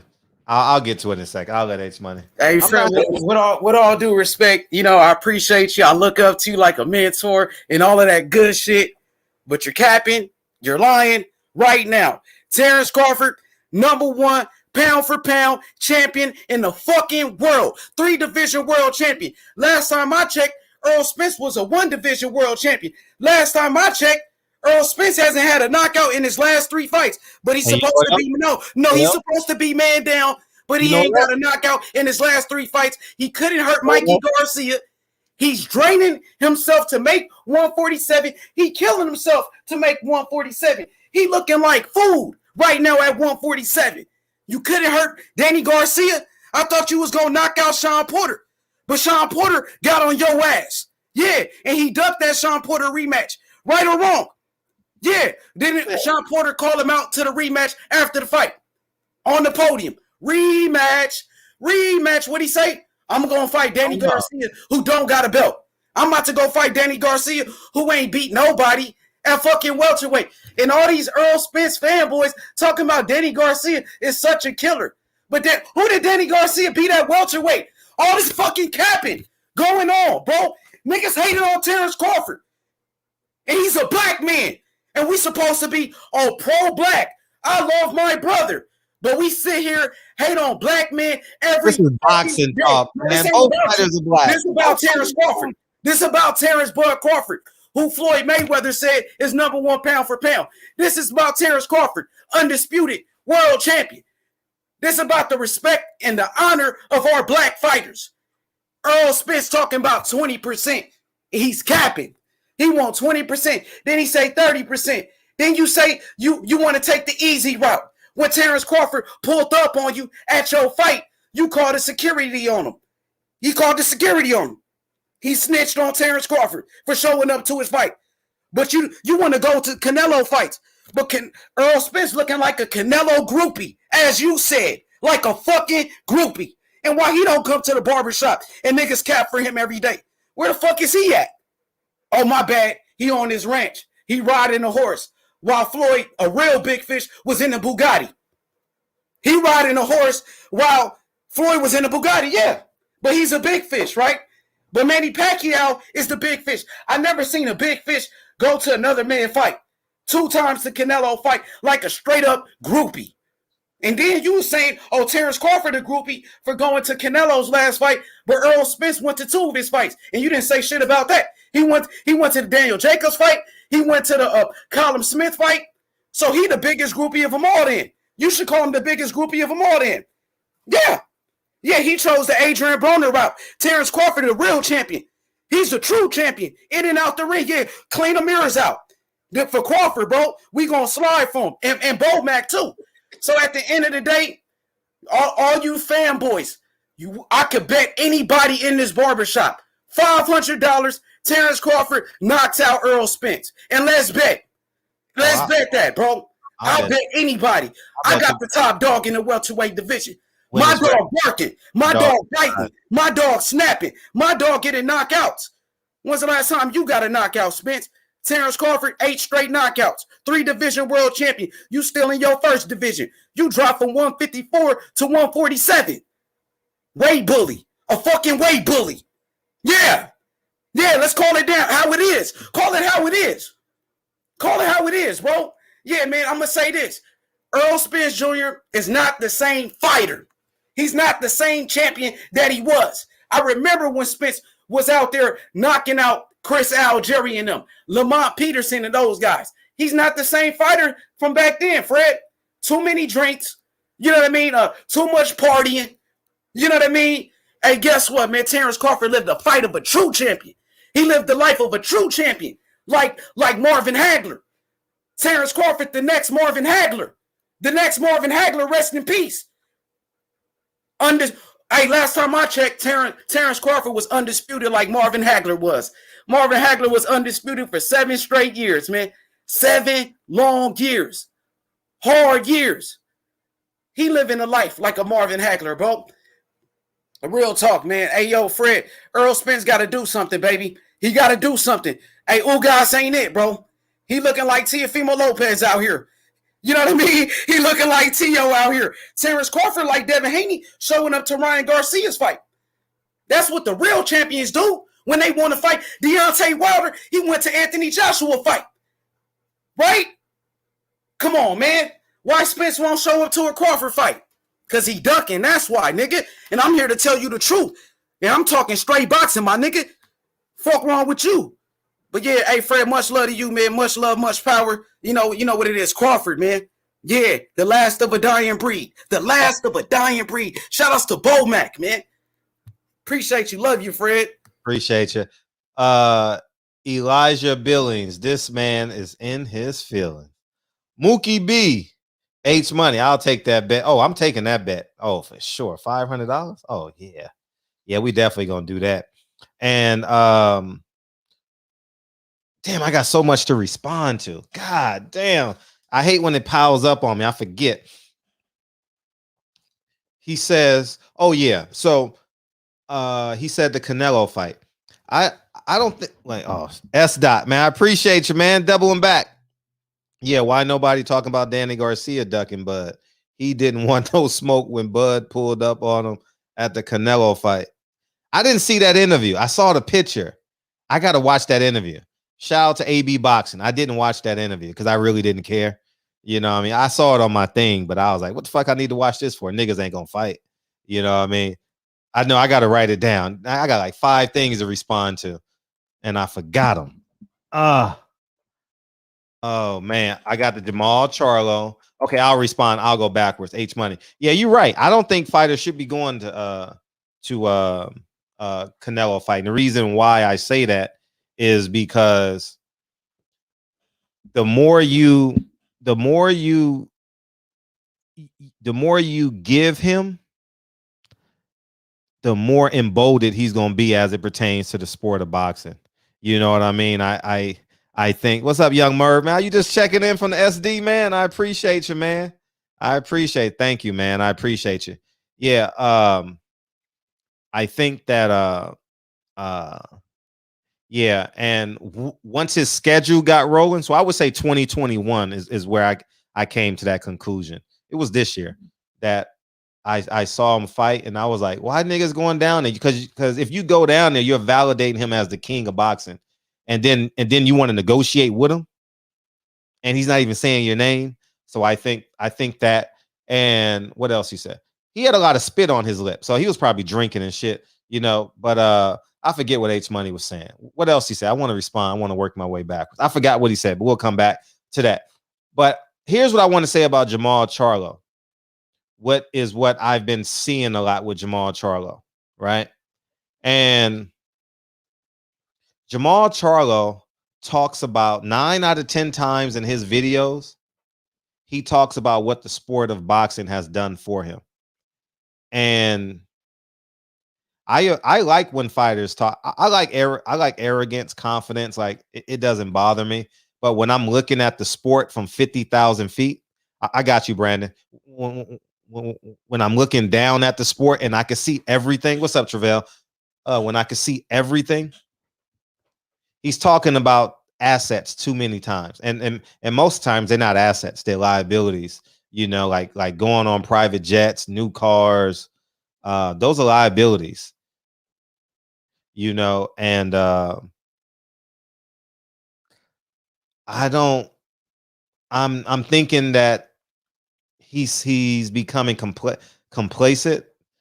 I'm thinking that a percentage of his hunger isn't there. Because, you know, like the Charlos I know are ferocious. Even in interviews, they're ferocious. You know, like I saw him do an interview and he was talking about a shirt that he bought. And I'm thinking in my head, why are you talking about a shirt that you bought? I don't think no one cares how much the shirt costs. I had this on yesterday. I'm like, no one cares. No one really cares. And when people start talking like that, kind of like, you know, like Daniel Jacobs started modeling a lot more on Instagram, right? You're like, oh, he kind of checked out. He's a rich man, but he checked out. He's done. You know, shout out to Flat Out TV, man. When H Money start talking talking. I'm gonna press 2. Press 2. You ready, B? Shout out to the third shift. What it feels like. What's Peace. What up, Fred? Hey, what you got? Shout out to the third. I just want to call in behind H Money, man. My goodness, did he bring out every Earl Spence uh talking point to dismiss him? He said he'll wait bully. He's not the same fighter. He's only a champion in one weight class. He hasn't come. I'm like, damn, do we want to see the fight or not? And, y'all talking bad about black people. Like H Money, man, it's boxing, bro. We talking about two black men. We just want to see the fight. That's all. And it's a barbershop. And it's a barbershop. But you can't say you can't talk about I mean, he actually contradicted himself when he said indeed. That's the point. That's the point that I was making. All right. So nah, man, we just want to see the fight. I think we are passionate about it, and I guess that's our way of going about it, and we all root for who we root for. But at the end of the day, when we see both of them walking to the ring, we gonna be like, we getting a good fight. We're not gonna necessarily be thinking, oh, I want him to. We just want to see a good classic all-time fight, and we want to say that we was able to see it right in its prime. We want to say that we got to witness that and experience that. I don't give a shit what nobody says, Fred. They can say what they want. But when Deontay was walking to that goddamn ring his last fight, I don't get, if he lost, he lost. It is what it is. But dude, I had goosebumps, man. I was floating watching my man. That's the type of shit that inspires me. I do get like that when D walks in the ring. Yeah, man. It's like I do. It's like you want to be inspired. I mean, when just the way that they carry themselves, the way that they are, man. I go back and watch Hagler interviews since he died, and I've been watching the man, the way he trained and the way he carries himself. That's the stuff, the intangibles about boxing that we love. You know what I mean? It ain't necessarily trash in the fighter. Like, I ain't no trash Bud. I like Bud, but if Earl and Bud fought, I'm going for Earl. But I want to see Bud train. I want to see the anticipation. I want to see the weigh in. I want to see I want to see everything. I want to see the 24/7 behind that, the all access, whatever it is. That's the thing that gets me hyped, the behind the scenes, to seeing who they are, to watch them grind. That's the shit that I'm passionate about. I ain't finna trash no boxing record or trash the record. I just want to see the fight. So that's all I had to say, man. Fred, keep doing your work. I didn't get a chance to watch your interview on the brother, but I read the book.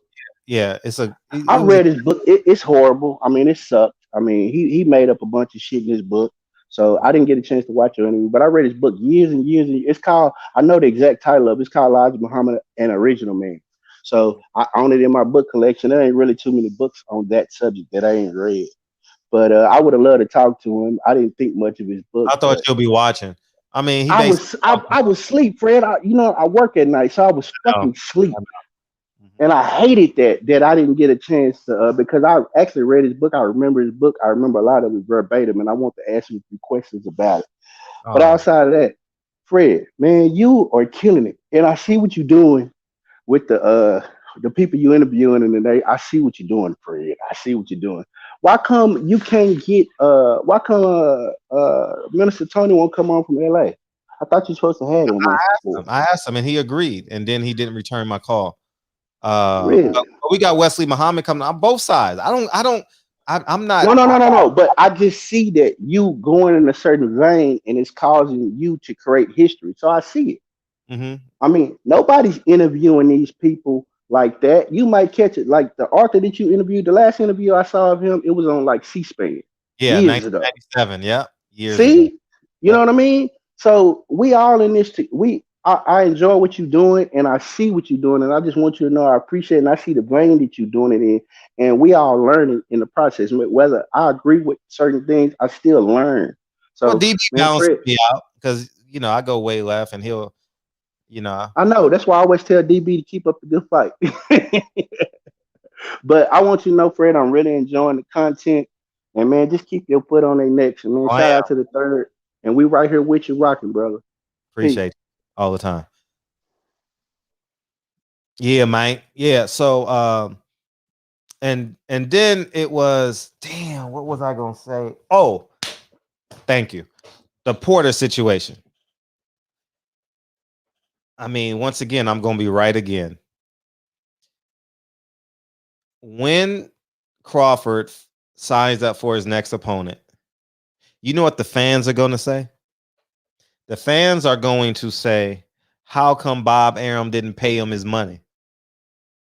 Because fans want to be simple. They don't want to like investigate. They want the media to give them all the answers, right?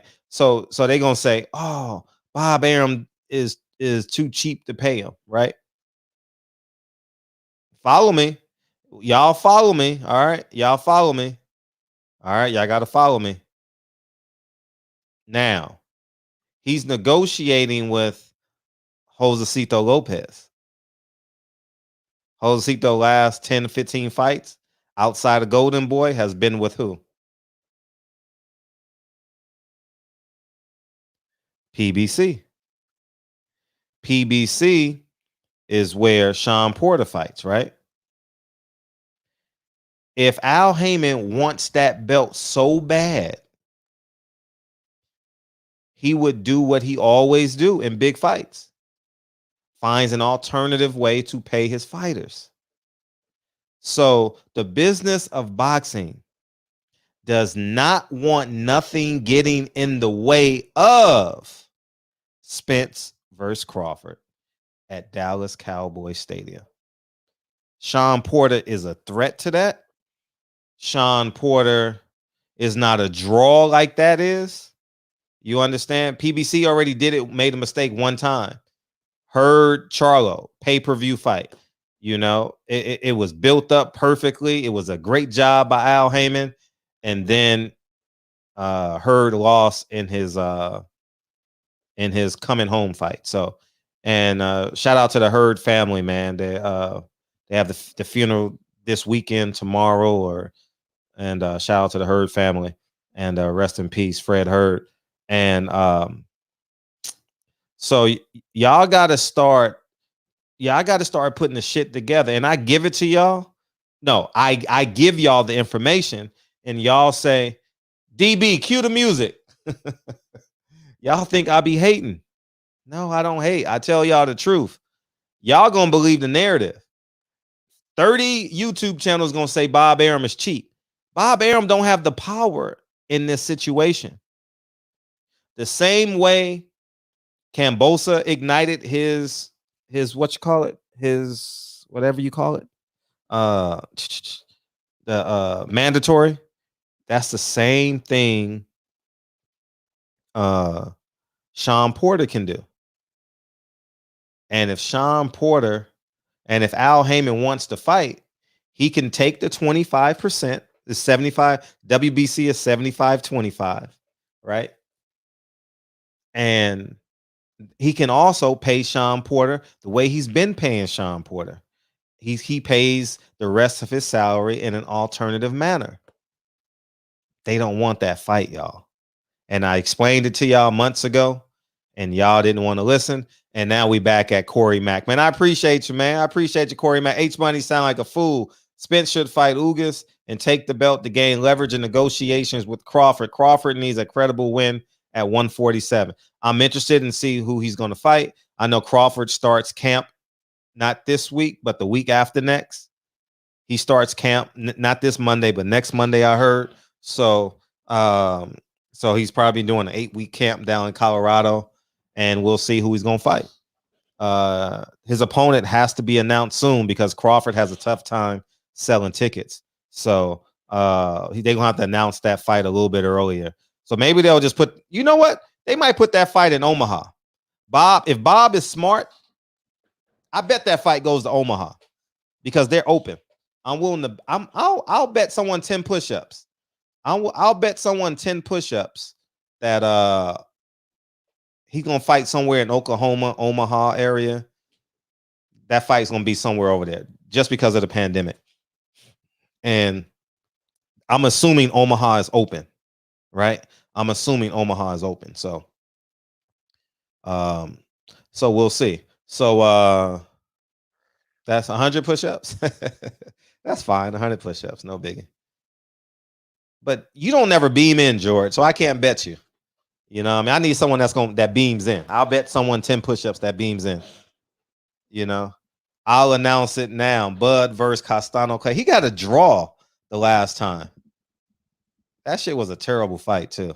He ain't got no third and fourth gear. You know, he got 2 gear. What's in Nebraska? You know, Warren Buffett, Nebraska Corn Huskers, Malcolm X, birth home. That's all I could think of. They got that college that does good. That makes it to the Sweet 16 every 5 or 6. Creighton every 5 or 6 years. But yeah, so that's cornfields. Yeah, that's so.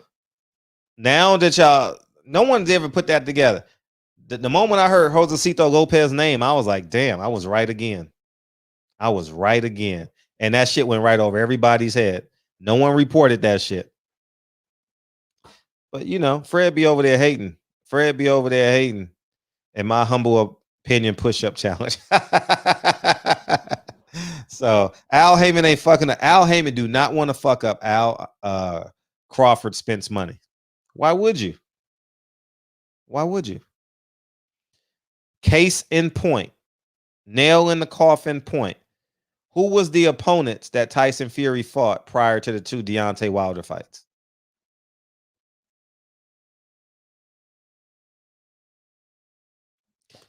Fights he was supposed to win handily, right? It just happened that OK Wallen guy, Otto Wallen guy, ended up had the night of his life, you know, and they try and get these stiffs with undefeated records and bring them to America and let them do their part. Yeah, Swartz and Wallen, and then he fought Cerise,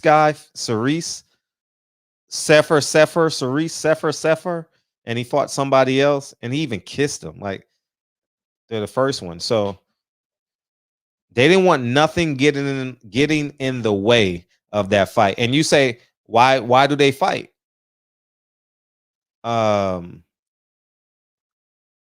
Because they need those camps. The camps are important. I don't think Crawford's gonna leave. If y'all think Crawford gonna leave Top Rank, y'all in for a rude awakening.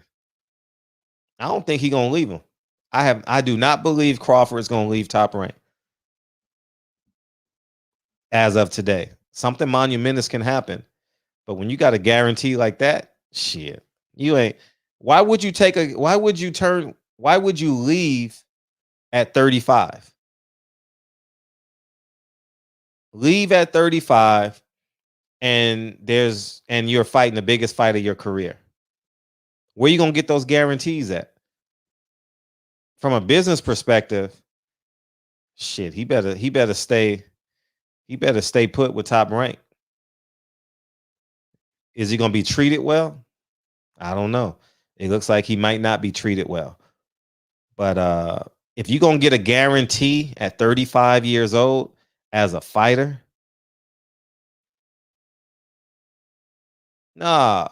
Terrence Crawford has already proved, Broderick, that he's not fighting the top guys. He didn't fight the top guys his first 34 years of his life. What makes it he's going to fight the top guys the 35th year of his life? Once again, y'all like narratives. Y'all like that hope shit. You know what I mean? I voted for Obama twice. You know, I believed in the hope shit. You know, and but man, judge people on their actions. Man, everyone leaves breadcrumbs to show you who they are. You know, so we'll see. We'll sit back and see. He'll be 34. Excuse me, I thought he'd be 35. I stand corrected. So we'll see. And I think I pretty much but that leaves Keith Thurman, Sean Porter stuck. I don't know what they're going to do. Maybe one of them will fight Jamal James. My favorite fighter. I got to get him on the show. This is what it feels like. What's up, 972? Hey man, what up, Fred? I'm calling from the trap phone, man. I had to call in and you know what I'm saying, check H Money temperature real quick. Oh, okay. Man, tell that nigga to stay out that shit real rap ass was smoking and fuck that weak ass 500. Tell him I got 2,500. He gonna smoke bud. He listening? I know the nigga rent somewhere around that price, and I want that nigga in the cold for talking all that damn foolishness. Tell him put that money up, man. Put the money up. Put that money up, man. And stay out that real rap shit. ESJ and DJ ain't the best in the business, man. Bud ain't fought nobody. That nigga weak as fuck. Bo Mac fat as fuck and out of shape. Fuck around and got high cholesterol and Bernie nigga. That nigga whack too. Fuck all them niggas. Yeah. Let the church say amen. So, hey, straight like that, Fred. You know what I'm saying? And tell that nigga we can show proof of funds too. Proof of funds, nigga. Oh, you gonna have to show proof of funds with H Money. You know what I mean? Yeah, he type of nigga that go missing for 2 weeks. Yeah, we ain't seen his face in the last 10 episodes. I don't know what he on over there. I don't know if I can bet no nigga like that, hiding in the dark and shit. Oh, man. H, you hide in the dark, mate. Hey, man, boy, I just had to call in and check in because H Money been talking too greasy. Last week he was talking about Derek.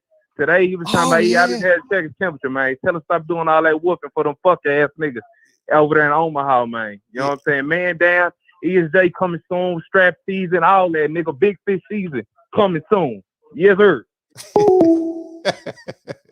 They say big fish season is coming soon. I'm excited, man, because I am itching to go to Dallas, man.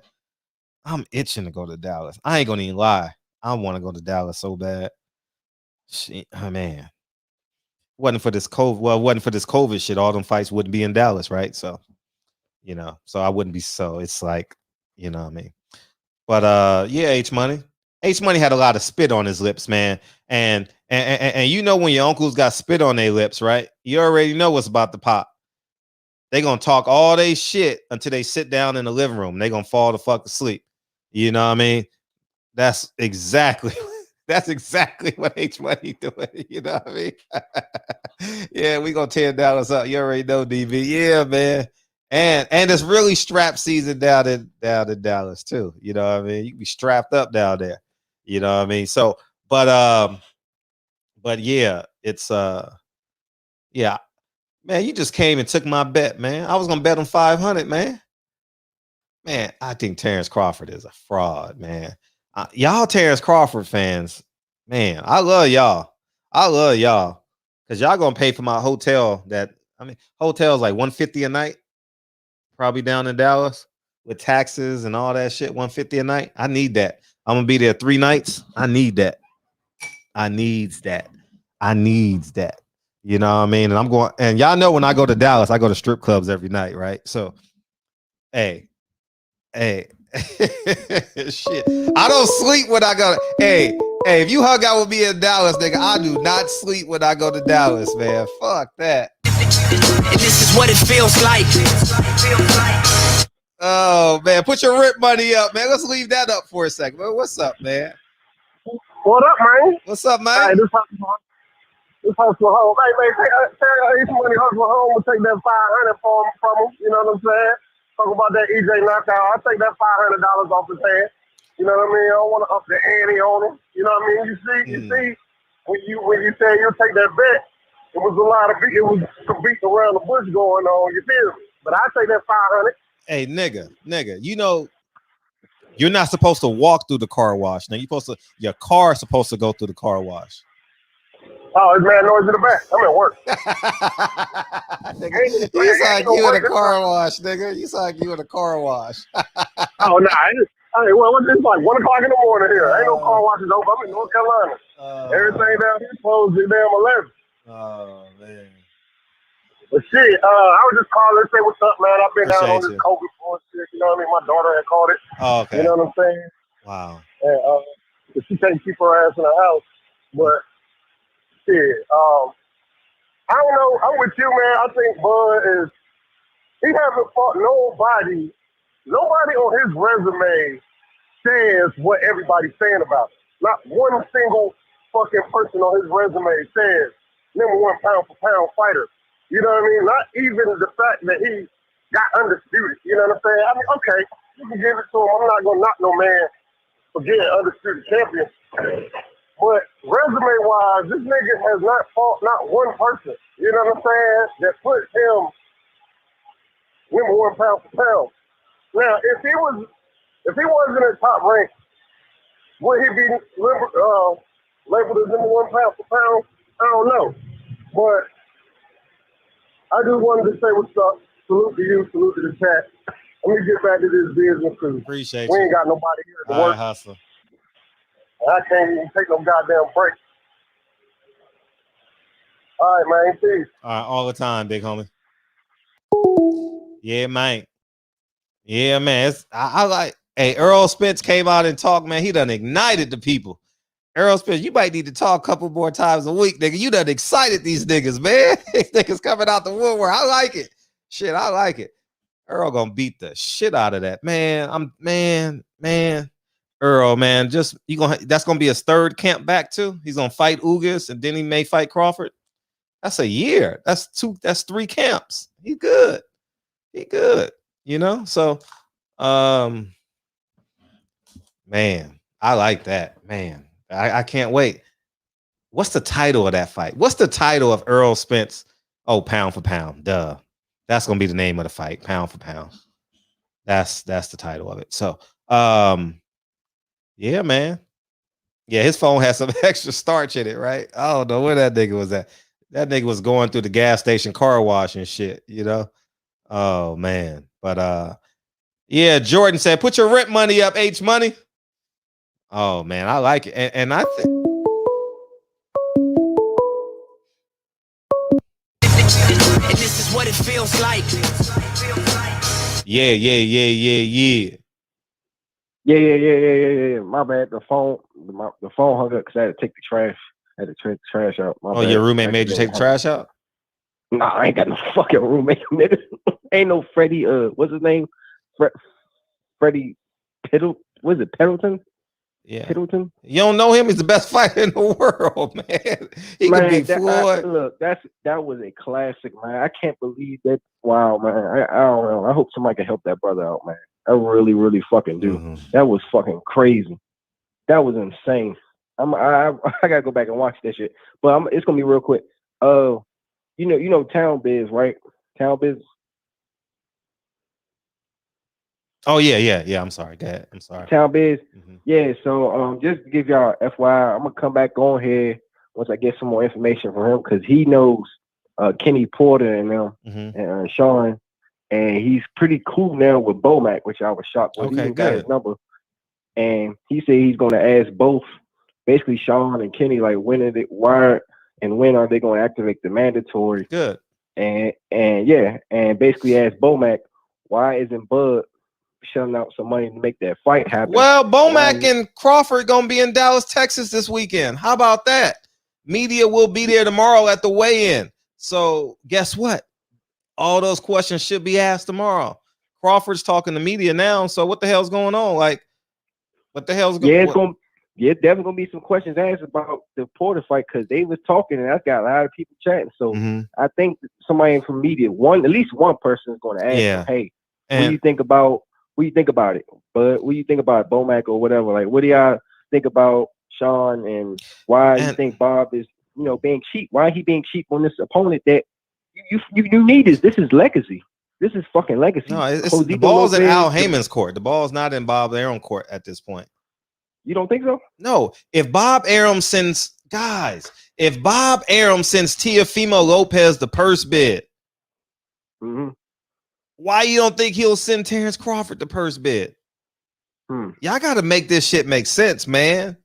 Like start just listening to the truth, man. Don't listen to all these narratives. And Bob is cheap, but there is another way this fight can happen. There's another way.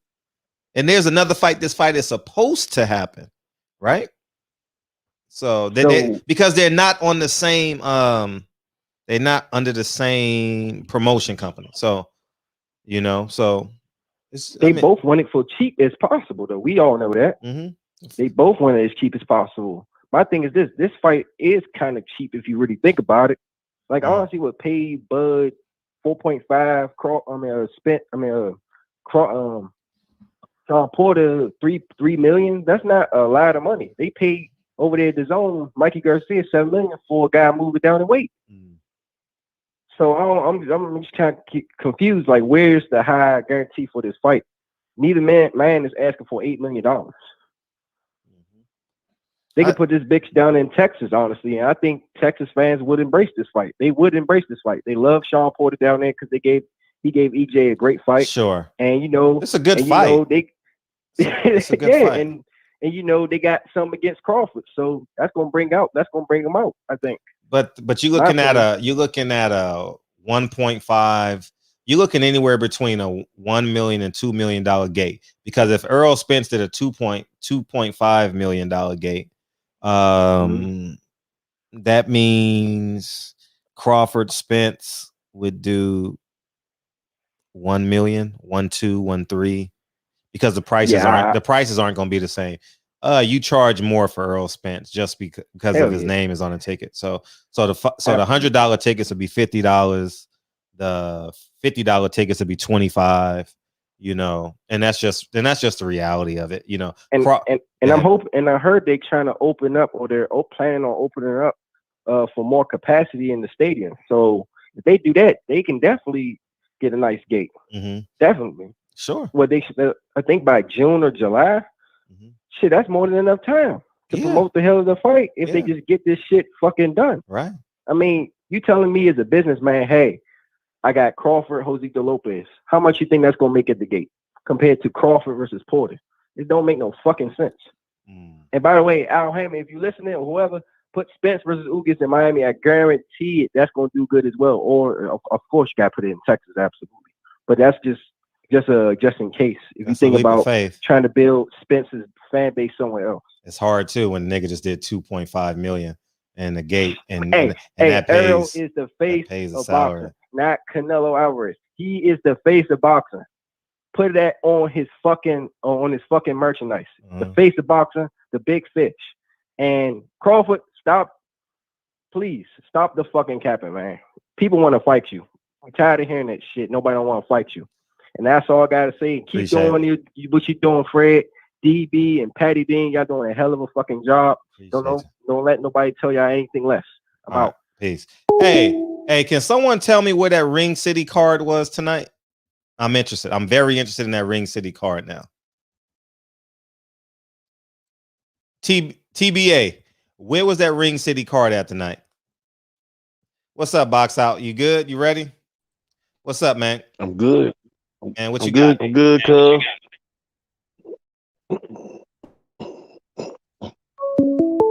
You freezing, man. What you got? Huh? I'm good, cuz. You got me? Yeah. You got me? I don't know what you on, man. What you on? What you about to show me? I don't trust that shit, man. What you about to do, nigga? Nah, I don't want, man. I had some homosexuals in here last time, man. What you about to do, man? What, man? Oh, go ahead.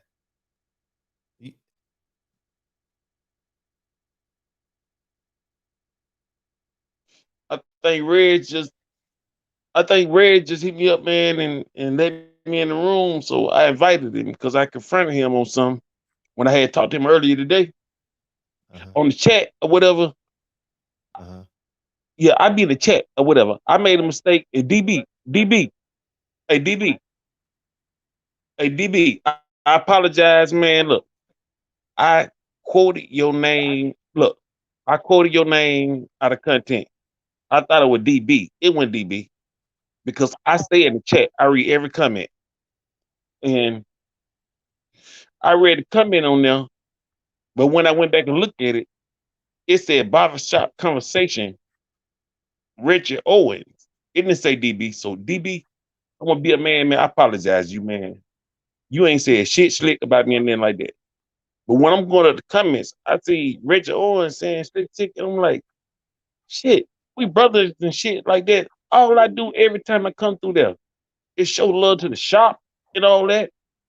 I give props up to everybody in the chat, everybody and all that shit. And then I see the same brothers, and and that's what made me think about, because what brought me here was that Malcolm shit. Before the boxing, that Malcolm shit brought me here. And I thought about the crabs in the barrel syndrome. When you try to bring it up, what happened to him? Didn't white people fuck him up and no shit like that? But then I go up to chat or whatever. If you can go back to every call that I ever made, man, I get props out to the shop. I want the brothers to goddamn rise up and goddamn live to this shit, man. Let's not talk about that shit. Be about that shit. We could talk all day on the phone and all that shit and make podcasts and all that shit or whatever. But this is the best man. This is the best motherfucking podcast, man, on YouTube right here. Shit. I come through, and this is the only reason I got back on here. Man, I come through here, man. I get all the fucking goddamn props out to this because I love this shit. And just because I'm talking this shit right now, I mean I don't still love it. I love all the chat and everybody that's listening. But the people that show you some support and shit like that, man, don't look down on them motherfuckers, man. Talk no bullshit, man. We supposed to be one. But we dividing each other over some fucking what? Some fucking chat shit? Some fucking trolling shit? Some shit like that? I mean, be for real, man. I'm being for real with you. I wouldn't even put myself on this shit if I wasn't like that. Because I don't even be online like that. You know what I'm saying? I wouldn't even put myself on there. So I'm on here right now. Put Reg on him.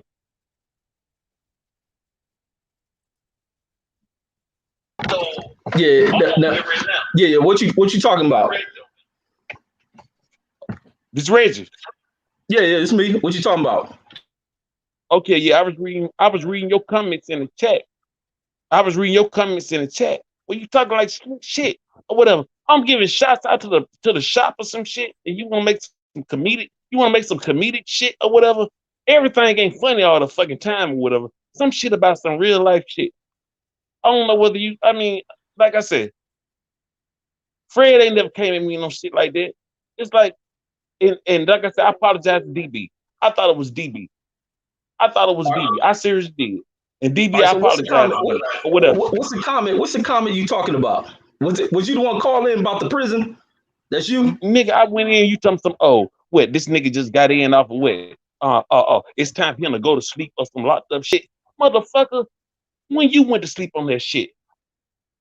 And see, look, I'm looking at your face right now. You got a smirk on your face. I'm talking about black man shit. Shit. Don't talk no Muslim. Don't talk no Muslim. Don't talk about no pro-righteous shit. Don't talk about no black man shit or whatever.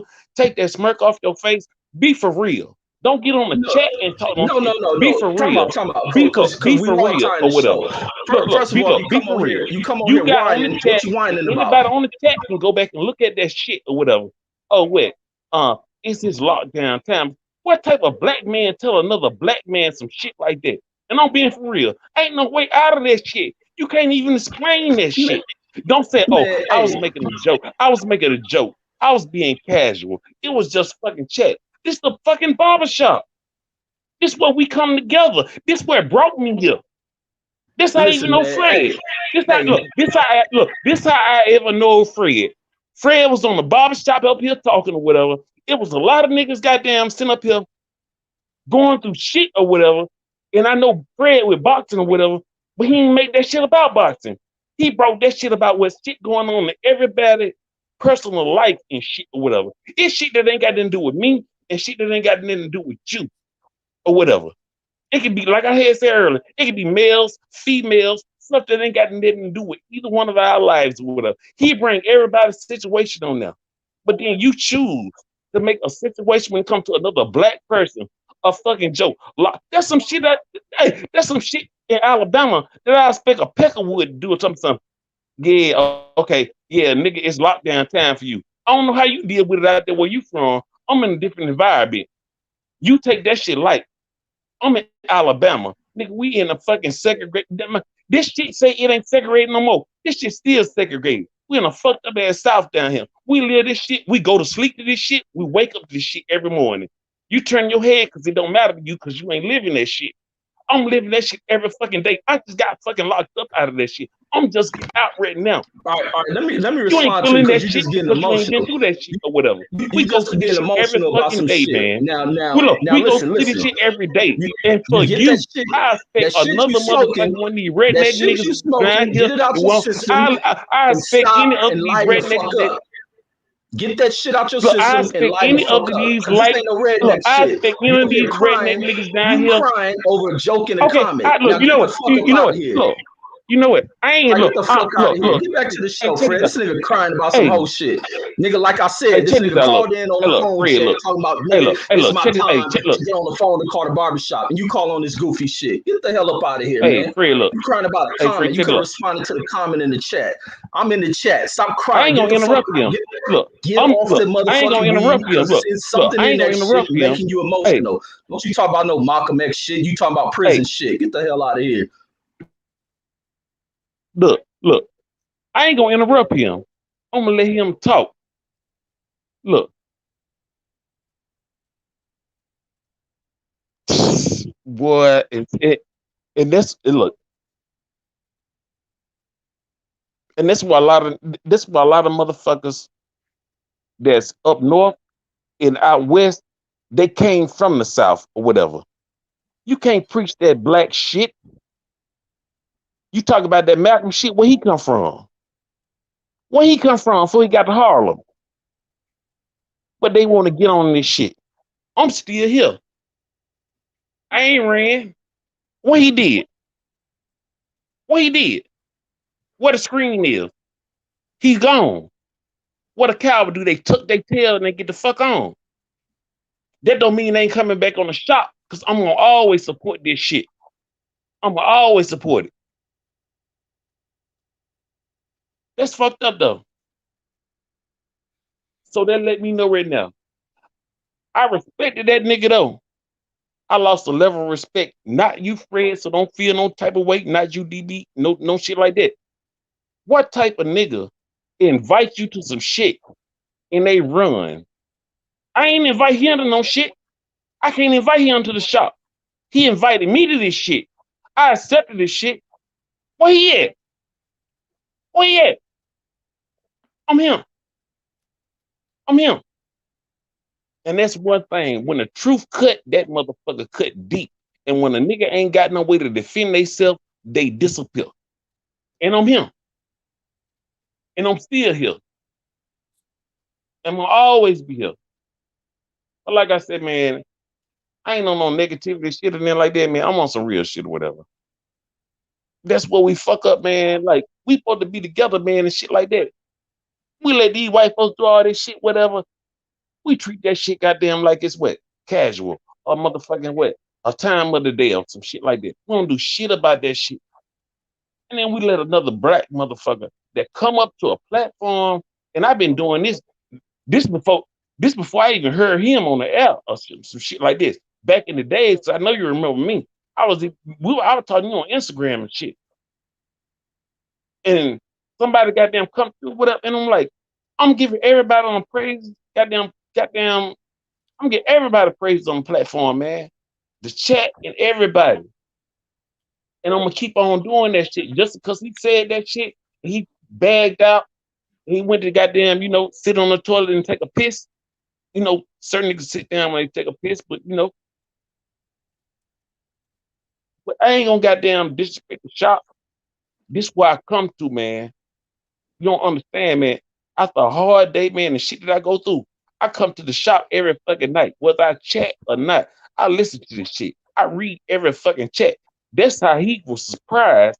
He didn't know I read his chat. He thought I was just a nigga that's listening. I read every fucking goddamn chat that come up that damn line. That's show how I'm a dedicated goddamn listener to this shit. I read every fucking chat. I read every shit that he was going through on that shit. Everyone. And I don't skip nan one of them. And I watch every reaction on the screen while I'm chat and shit going on. Cause I support this shit, man. Ain't nobody gonna build us but us. Ain't nobody gonna build us but us. But then you got somebody on the inside of where they're gonna tear us down from the fucking inside. I don't see no white folks on this chat, man, around here going around telling some, okay, you know what? that nigga talking some ignorant ass shit or some shit like that. Or he doing this, whatever. I look on them, I see a nigga supporter of the shop. The supporter of the shop telling me something, it's lights out time for that nigga. Lights out time for this shit. I done went through hard shit. But you say, okay, yeah, I'm Dick Malcolm or whatever. Oh, he ain't go through no hard times. Every black man in America go through hard times from the day they wake up to the day they go to sleep. We all do. But folks don't see that shit though. It's like you let that shit fly above your fucking head or some shit. And we sit up, we listen to the chitter, we listen to the fucking chatter and shit. From everybody that's sitting on the outside, they're gonna sit up there, they're gonna say, okay, yeah, you know what? Yeah, okay, we Black Lives Matters, okay, we pro brothers, we pro everything, just pro black. But let the first black nigga say some shit. You know what they're gonna do? They're gonna snatch that motherfucking nigga down and put a yoke on his motherfucking neck. They're gonna choke that nigga. They're gonna put a yoke on his neck. But just because they do that shit, I ain't finna do that shit. I love all of y'all and I love everybody. But I wish he could have stayed on or whatever. Because as an adult, I ain't talking like, don't make this shit into no high school shit, man. We grown, man. Nigga, I'm in my motherfucking 40s. We grown. You know, we can talk stuff out like adults. Only a coward would run. I told you. Everybody on the chat see me. I said, look, I'm gonna be quiet. I'm gonna let him talk. And as soon as I said let him talk, his face disappeared. I see my face. I see Fred's face. His face disappeared. That's why I say that crab in the barrel syndrome, man. It's fucked up or whatever. It's really fucked up, man, because like I said, I ain't never called in the chat from the first time I called in until the day. Disrespected. I always uplifted the fucking chat. Even in my posts that ain't got shit to do with the goddamn chat. I always lift up the fucking chat. And lift up the goddamn barbershop. And stuff like that. And I know niggas get ignorant in the barbershop because I done been in the barbershop. I ain't talking about the show, but I'm talking about the real barbershop. Niggas get ignorant. Everybody talk shit. Everybody talk shit. So that's acceptable or whatever. But when we on some real shit or whatever, what type of black man, I'm coming against another black man, then you get on another show and be like, okay, you know what? Us black brothers, we ain't saying what we doing to each other. It's fucked up, you know? It's fucked up. Read between the lines. Like I said earlier when we was talking about the fight or whatever, don't have no attitude of Tyson Fury situation in Deontay Wilder. It's a pandemic. But then when it comes to Anthony Joshua and a Tyson Fury, it's a pandemic. What's the difference? Pick your poison. It's up to that or whatever. I mean, you can't be on both sides of the fence. Don't straddle the fence or whatever, but you know what I'm saying? But I ain't gonna hold y'all time up, man. You know what I'm saying? Go ahead on, man, do that. But if you want to talk back to me, tell me to talk back to me. But I'm always available, man. I'm gonna be on the shop every night and I'm gonna show it love, man. I love all y'all, man. I wish all y'all love, man. Have a beautiful night. Appreciate you. Reg, apologize, man. Let me open up these phone lines.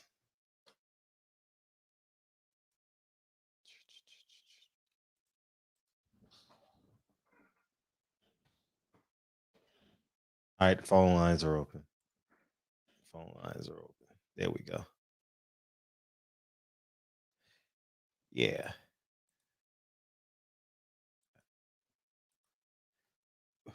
He said, hell no.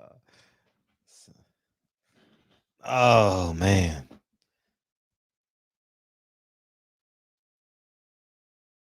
All right. Moment of silence in the shop.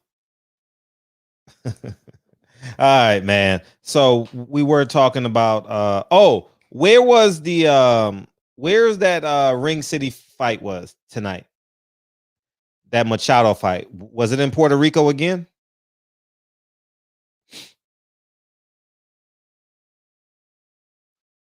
Because if it's in Puerto Rico, that's a pretty easy flight to get to Dallas. Sean Porter needs to go straight to Dallas. You know, Sean Porter commentates those fights, right? So was he working those fights today? So if he was, shit, fuck calling him. How about you just take a plane down there and go make the fight? And another thing, and this is gonna sound awkward too, because I know this is gonna make headlines and shit, and people gonna talk about this shit, but and who cares a fuck? This is my platform. Sean Porter said some beta shit. You know what I mean? I don't want to rupture friendships because we have a life after boxing.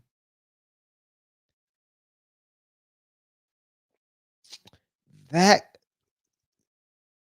was weird to me. That was weird to me. I ain't gonna lie. That was really weird to me that he said that.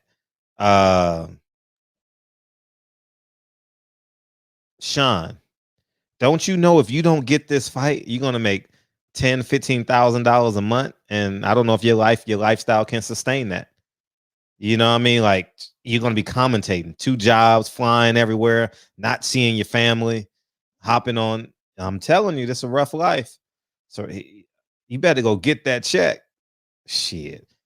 I mean, that DB, what's up, man? You ready, man?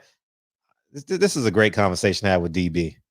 But I'm sitting there like, dog, that's some beta shit. And then he said, I saw an interview. Actually, someone sent me a clip. It was like a minute clip. Oh, I want to give him credit. Was it PBC Podcast? And he said he ain't spoke to him since July. I'm confused what the hell is going on. You know what I mean? I'm confused because, like Mir just said, no, DB just said, excuse me. I mean, not Sean Porter. Kenny Porter trained Earl Spence. He taught him everything. He taught him everything he knew. You remember when them memes were going around town? That shit was funny as hell. You know, like, oh man, that shit funny to me, man. I mean, I hear fighters talking. I'm like, you don't realize what you said 2 months ago. The fans remember that shit. So y'all guess is as good as mine when they getting in the. I'm still confused about the caller, man. I'm confused about Sean Porter. I thought boxing was some alpha male shit, man. How the fuck can a YouTuber be more alpha than a fucking fighter? I'm confused, man. I'm confused. I mean, this shit makes, and I hate to say it because y'all think I'm bitter and angry. Nah, I just look at the shit and, oh well, go get the fight, man. Go get the fight. If that was your wife walking out the front door, you would go get her, right? And if you go and get her, you got to give up a percentage, right? You got to give up a percentage of your ego. Life is gonna be different in the house. I think 75-25 is where it's supposed to be, because that's the rules. People are trying to get mad at the rules that's been in place for years. Oh, he deserves more.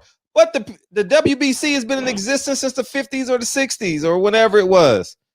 The other guys had to take the 25%. What makes Sean Porter any different than every other fighter through the course of history that had a mandatory clause? Anyways, what's up, DB? What's up, bro? How you feeling? I'm feeling great, man. I'm feeling great. It seems like the time flying today too, man. Yeah, it is. Yeah, time is flying. Yeah, you smiling? I'm happy. Yeah, I'm feeling good too, man. UCLA got that win. You know what I'm saying? Came back, won 86-80. BYU up next. So, shit, I think they play tomorrow. Either tomorrow, is it tomorrow or the following day? They play on no, they play on the 20th. But yeah, man, UCLA finna do this. You know what I'm saying? Bruins, man, go blue. And Lakers, 4th straight win. You know, they yeah. It's crazy because the Lakers are 28-13, the same record as Philly. Philly got the best record in the East. Is it Philly? Yeah, Philly. You know, matter of fact, I think 3 teams are tied for the tie with 28-3 on the East, if I'm not mistaken.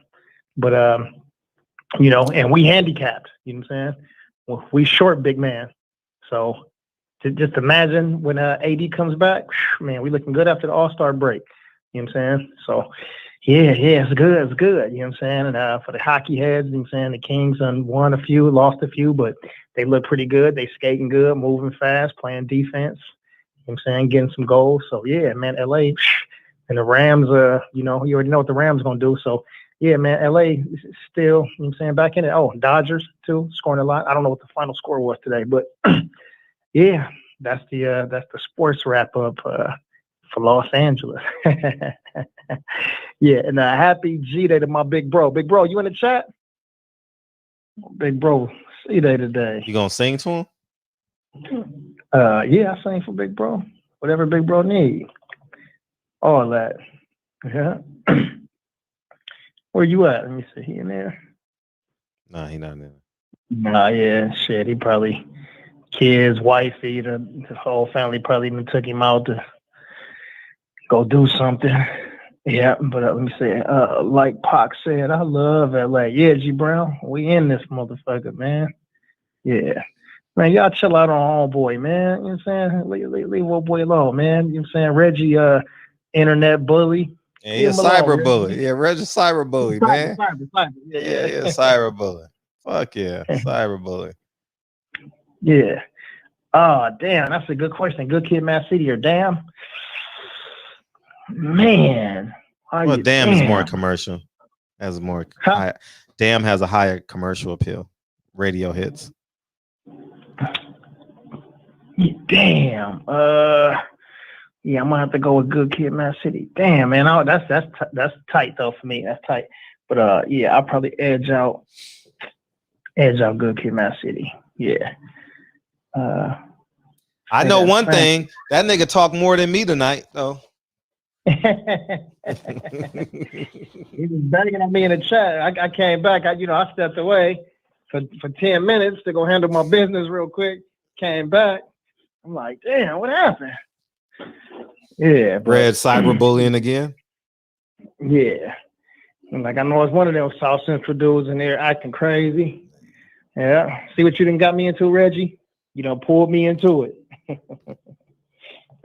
Yeah, it's crazy though. The way Sean talked, man, these dudes. You said it though. How can you allow a YouTuber to have more cojones than you when this is what you've been doing your whole life? You know what I mean? And that friendship talk. So again, that's why when these dudes come in here, and I know y'all laugh when I ask the question, but I keep asking that. Do you have any friends in the sport that you are not willing to fight? You know, speak now if I ever hold your peace. And shit, I think only one person, Cool Boy Steph said one person, you know, but he said he was in a 2 or 3 divisions higher. But other than that, everybody else is like, no. So, man, that taught me to stop. Friends help your friends make money. You know, if y'all like that. But if you like a brother with somebody and y'all training together in the same gym, that's a little different. You know what I mean? Like, I don't see EJ and Jermaine fighting. I remember where I saw it now. It was on Mike on Sports. That's where it was. I did see the whole interview. It was on Mike and Sports. And you know, another thing he said, man, these niggas be lying, dog. So the nigga said, he said, when I saw Wilder and Fury fight, that's when I knew I wanted to fight Terrence Crawford. I'm like, hold up. I'm confused now because you said you didn't call him because of the pandemic. You said your phone didn't work when you said your phone had the coronavirus now. Come on, man. You can't. I'm just saying, please, Deontay and Earl, please don't do no shit like this, man. Please, God. You're gonna leave me no choice, man. Please, God. Please, you know. But yeah, man, I'll just say, man, I mean, like, make it make sense, man. These niggas don't know that they just said something else a month ago. 2 months ago, leading up, man. that's why we got to stop feeling sorry for these fighters, man. They maneuvering to get out of the way and to make their life as convenient as possible. You know, so that's all, man. Yeah. So if Sean does not fight Bud next, who does Sean fight? No, if Sean doesn't fight Earl or Let's say I'm in Bud. I'm in Bud. Oh, if Bud. Sean doesn't fight Bud next, that's what I meant. He's a journeyman. Because but who does he fight? It doesn't matter at that point because all the belts, and I'm talking about Keith Thurman. I'm also talking about Danny Garcia if he stays at 47. They're irrelevant. They're just fighters. They're not, all the belts are tied up. All the interest in the division is tied up. They're afterthoughts. They're journeymen at this point, you know? And I mean journeymen in terms of like fan appeal. Like it's just they're flat. Sean's career is flat at 47. Danny's career is flat at 47. Keith Thurman's No, forget those dudes. Okay, gotcha. If he does not fight Bud, who does he fight? I don't know who he can fight. G. McKenzie said Boots. I don't. Oh yeah. I mean, like he can regenerate his. Go ahead. Yeah, but I don't feel like he would take that fight. If he doesn't take a fight with Bud, I don't think he would take a fight with Boots. You know, I don't know why it's so crazy because I don't understand why he don't want to take a fight with this dude, but he got in the ring with EJ already. You know, because he knows his next move is his last move. That's why they all faking, man. They pump faking, man. All these dudes are pump faking, man. I've seen it before, man. Sean, like you said, Sean got to move up and knock out a 54 guy and raise havoc and get some juice behind him. But I don't know who he can beat at 54. Shit. I mean, 54 is those niggas that you see in them high-rise buildings downtown working them 12 hours. You know what I mean? Them some bad motherfuckers. You know, like you don't want to fuck with nobody at 54. No, and the 54 pounders are actually big dudes who are all probably struggling to make weight. So, you know, fight night, they're going to be way bigger. And I mean, Sean is short, you know, he's wide, like he's a girthy, but he's these dudes will be big, man. I mean, imagine this dude in there with damn, what's Fat Boy name? Can't make weight. Oh, damn it. What's his name? Oh, shit. His name was at the tip of my tongue. Who's missed weight? At 54? No one's missed weight at 54. No. I didn't say miss weight. I said Jared Hurd. Can't make weight. Jared Hurd. Fuck. Yeah. He's never missed weight, though. Huh? He's never missed weight. No, I didn't say that. Oh, okay. I'm saying he blows. He's really Oh, big. Yeah. I'm saying Oh, wow. Rehydrate. Yeah. Once he rehydrates, just imagine him and Sean face to face. Like he would be way bigger than Sean. I don't want to see that shit. His heart move fast. I don't want to see that. Nah. I don't even want to see Sean go out like that, man. He's a 2-time world champion, man. He's a nice guy. I don't want to see the dude go out like that, man. Come on, man. That's a death wish, man. You know, man, at least put him in a competitive fight, you know. But there's no one at 54 that I would pick him to be favored. And I'm talking Brandon Adams. I'm talking Lubin. I'm talking the rest of the guys, you know. So I don't see. So I think that if he doesn't get the Crawford fight, he has no choice if he stays at 47 to fight Jaron Ennis. You know, so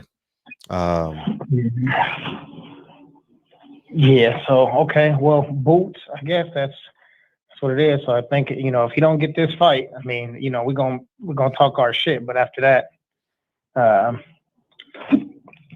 but hold on. But the likelihood is that Bud is gonna fight Riverside Rocky, right?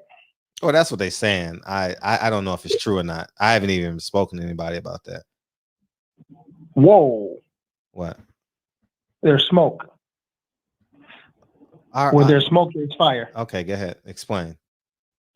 Where there's smoke, there's fire.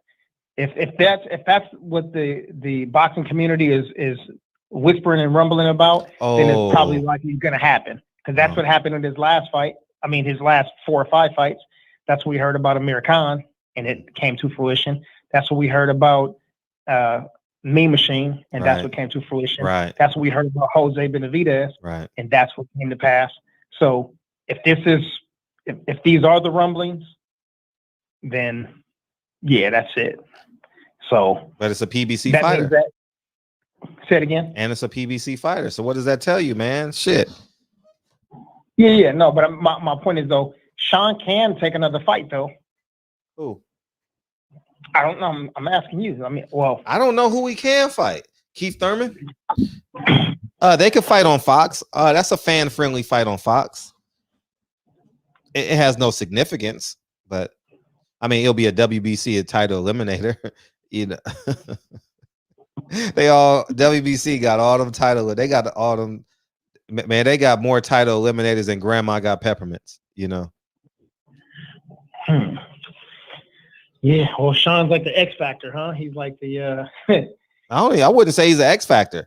He got. Listen, you know what I'm saying? In the division, Sean is the X Factor. What does that mean?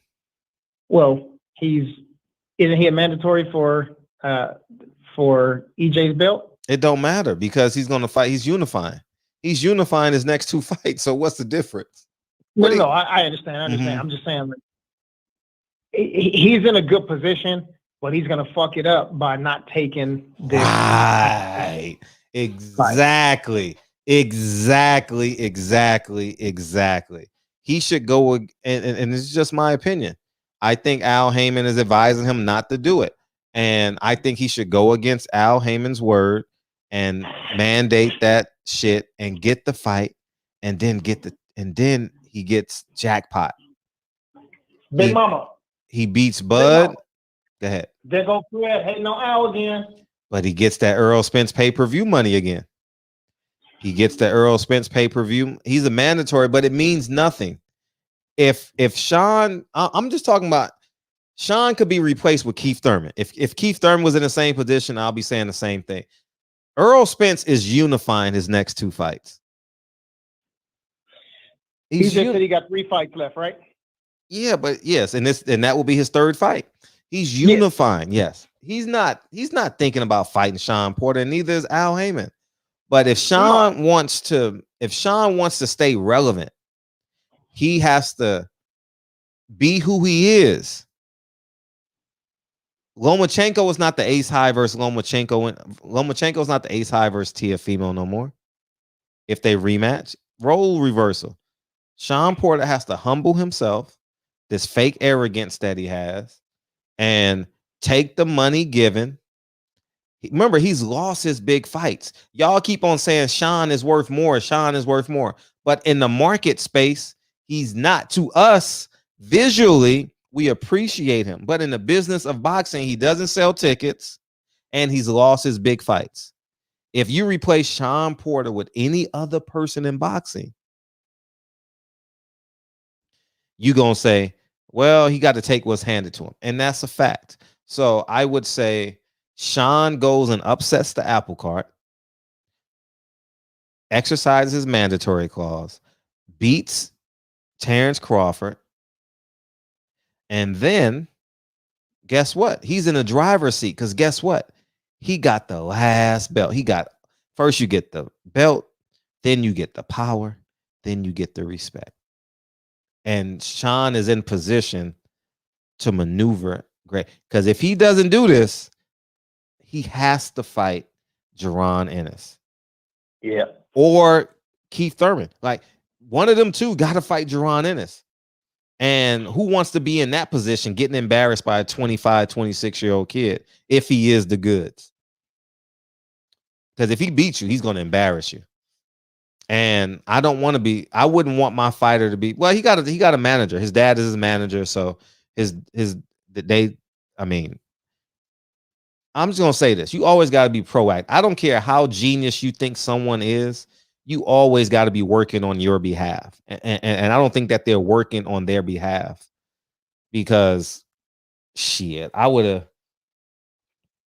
Shit. If you the mandatory for that one, how about you exercise the mandatory for the other one? But that's going to blackball you into a pigeonhole because Al is just going to say, "What the hell are you doing? You can't do that on that side." So, but he can make this move outside of Al Haymon, and he's going to have to. And we'll see. We'll see because Terrence Crawford goes to camp not this Monday, but next Monday. I heard so. We'll see. I heard he's fighting in May sometime. All those Saturdays in May are booked up. Mm-hmm. So PBC is coming back June with their heavy hitters. June and July with their heavy hitters. Yeah. And then for EJ, I think what happens with EJ is he unifies again with Ugas. He takes Terrence Crawford fight, and before he moves up and before Manny moves out, he somehow gets the Manny fight. I believe that the only other way that he does not fight Terrence Crawford is if he fights Manny Pacquiao before that. I don't think Manny will take that fight, but if he does, he's going to get paid a whole lot of money, and things might change with him. You know, silk sheets, silk robes. Shit, why make that weight and go up? And there's more competitive fights at 54, and there's probably about 8 or 9 really good fights for him. You know. Yeah, So why cut that weight? You know, how old is EJ? 29, 30? 31, I think. 30, 31. Yeah. Oh, wait a minute. I got the year right. 1990. He'll be 31 this year. Oh, he just turned 31 then. He just had a birthday. Yeah, so I don't see him being 31, 32, still trying to make, he's a big grown man, you know what I'm saying? So I don't see him trying to force himself to make that weight when he can be a little more comfortable and also have some more competitive fights. I think once he goes up to 154, it'll be fights that we are willing to pay for, more fights that we're willing to pay for. Right? Who's 5 good fights for him at 54? Would you like to see him fight Tony Harrison? You think that'd be a good fight? No. You don't? Sean Porter? Errol Spence. Oh, I'm sorry. I like that fight. I like Errol Spence, but you got to have a belt though. Like, see, here's the plan, man. It's already set. Look, listen. Jamal Charlo relinquishes after he unifies. Jamel Charlo's going to fight for the vacant belt. Errol Spence is going to fight for the vacant belt. Charlo's going to fight for a vacant belt at 68. That's how it's going to go. It ain't going, no matter what we say or what we going to do, that's what's going to happen. And remember, I said it first. They all going to go up together. You know, one move is going to be a domino effect. So Earl is fighting for a belt, his first fight at 54.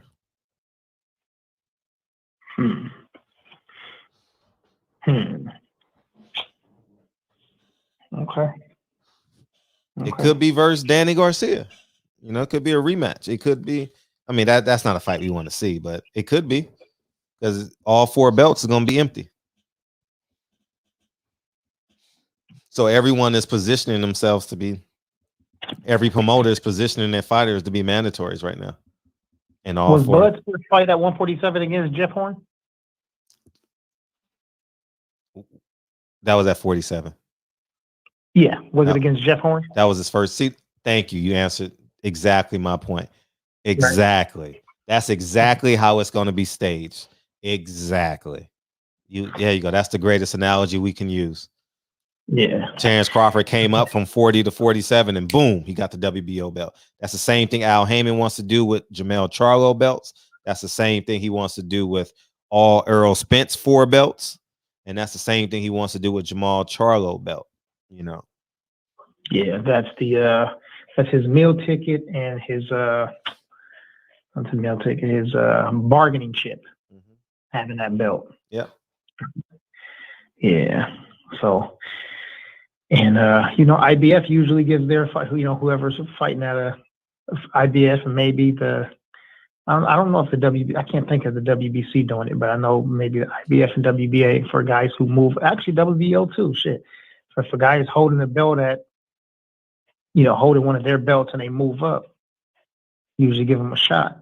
So, yeah, some good stuff. Shit, we got some stuff to look forward to. See, this is the good boxing stuff. This is great talk, but something got to happen. Yeah, something got to shake, right? Something got to shake. I mean, Sean got, man, if I was in Sean's position, I would be licking my chop. Actually, my life is about being in Sean Porter's position. That's like a summary of like many of our lives. Like, oh man, we got to do this, man. If we can jump to the other roof from this building to this building, they said they'll let us live there for free, but we got to jump. I'm gonna die. How about if I don't land? Nigga, you got to jump, nigga. How about if I trip? Nigga, you got to jump to the next building. If the police would chase you, would you jump? Hell yeah. Okay, the police are chasing us. Okay, let's jump, nigga. And that's exactly what is scary about that. Sean Porter don't want to jump. He thinks he's taking short money, but he will be like Ugas. He will be in the same position Ugas is in if he gets that WBO belt. And it's up to him. Like I'm telling you, he's showing those are beta tendencies, man. No one I don't care if I was being promoted by Al Haymon, Bob Arum, Eddie Hearn. I'm thinking about me. But I told you not to do it. Well, Bob Arum thought that Eddie Hearn wasn't going to bid on it, and I thought the same thing too. I thought Eddie Hearn wasn't going to jeopardize his relationship with Bob Arum, but he did. And guess what happened? Teofimo got his own promos now about to drop on Thriller. And guess what? He got every artist in the world performing on this damn thing. He gonna be a superstar for 6 weeks promoting that fight. He gonna be on all these Instagram ads and TikTok ads, and he gonna be doing cameos with Snoop Dogg and Bruno Mars and Drake and Bad Bunny and all those guys, and they gonna know who he is because they follow Snoop Dogg. And next thing you know, Teofimo Lopez gonna come out of this thing, and if he gets a knockout, shit, that's the same thing can happen with Sean. Maybe some Asian guy that owns TikTok of Asia wants to fight. You know what I mean? But I'm just saying, like, I'm taking that risk, and that's bait. That's like, how are you not in control? How do you not put yourself in? Sean put. Anyways, man, it's just amazing how all these fighters say they talk all this shit about how tough they are, but they're not wise.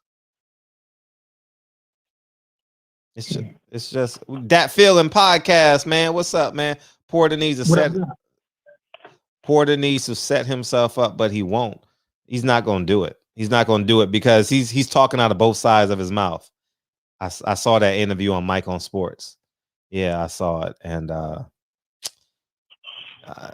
nigga said, I don't want to mess up my friendship. Huh? Terrence Crawford's not your friend, nigga. If you go to the store and got $2 and your best friend spends $2 on himself, he's not your best friend anymore. All right? Simple. Right. Simple. Now you give your best friend $1 or you ask him what he wants. You say, I only got $2. Man, I don't know. Shit. Yeah, Tim ducked the whole era. You're exactly right at 47. Tim wasn't playing no games when he went up to 47. Shit. Yeah, G McKenzie7 said, who does Jamel fight when he moves up? So I think that's just the play now for each person that moves up. Jamal's a little different, but I think for Jamel, it's the same thing. He tries to take on, and I don't mean this in a demeaning way, but I just mean this the same thing. As in Terrence Crawford went up and fought against the weakest link for the belt at 147 and fought Jeff Horn and got that belt. So that's his bargaining chip.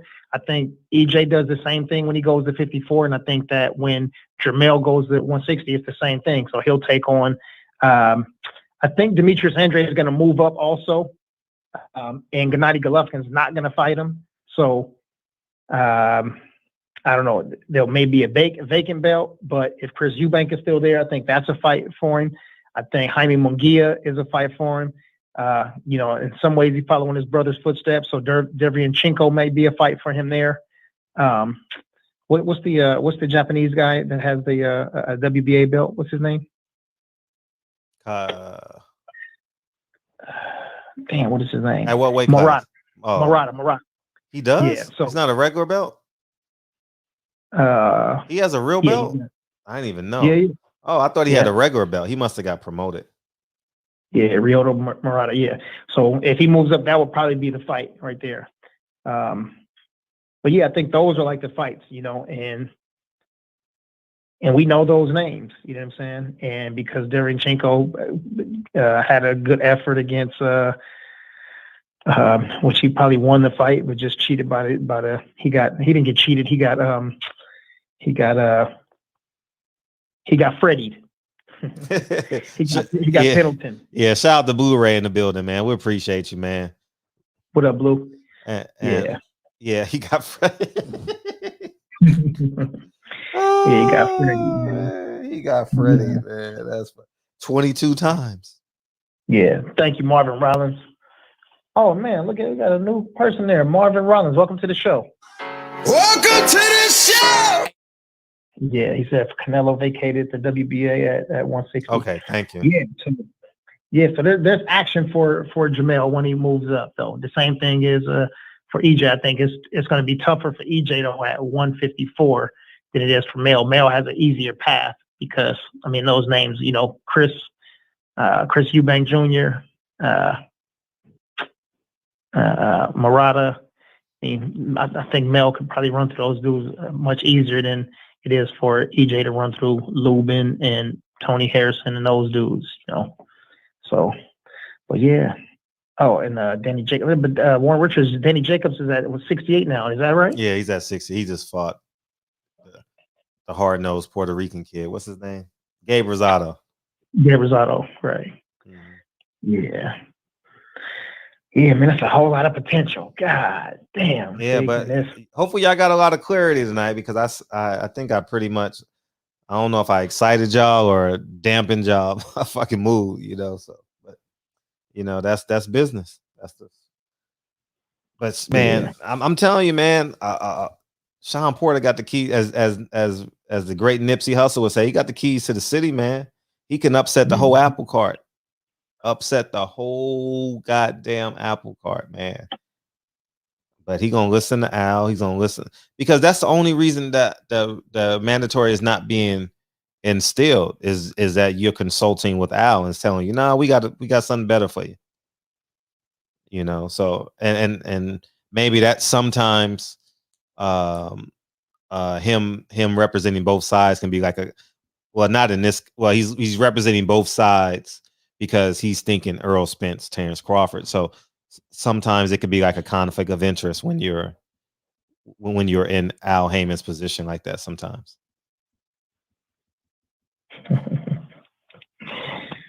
Damn, man. And it can be on the other side too. Like when Bob Arum has all those in-house fights, you don't know what they, so it can go either way, but when you're representing, so. I damn near run out of gas today. Did you? Where were you? Shit, it don't matter. It was Al Haymon's fault though. Oh, hey, the funniest shit ever is when I use that $2 analogy with the best friends. I visualize myself going in that store on Florence and Normandy. I don't know why. That's so crazy, man. Hey, look, it's a store on Avalon and it's on 85th or 86th. Mm-hmm. But that's crazy. When you were saying that, I was picturing myself coming outside of the Avalon Gardens, walking to that store right there. Wow. Okay. Man. Damn, that's crazy. Yeah, my car cuts off at Maine, so I don't even know what the hell. I don't even know where the hell what San Pedro, Avalon. I don't know nothing about them streets. My shit literally dies. Like U-turn or die. It says that on my dashboard. Fred, make U-turn or your car will die. And so I'm just making U-turn. Oh man. So I hope this damn girl ain't pregnant, man. Who? Shit. Who? I hope this little jump off. Little hood rat. That should be fucked up. But at the end of the day, it's Al Heyman's fault. Oh man, that's gonna be a joke forever. That's gonna be a joke forever. But y'all seeing it play out right before y'all very eyes. And once again, it's whose fault? It's Al Heyman's fault. Yeah, it's Al Heyman's fault. You know,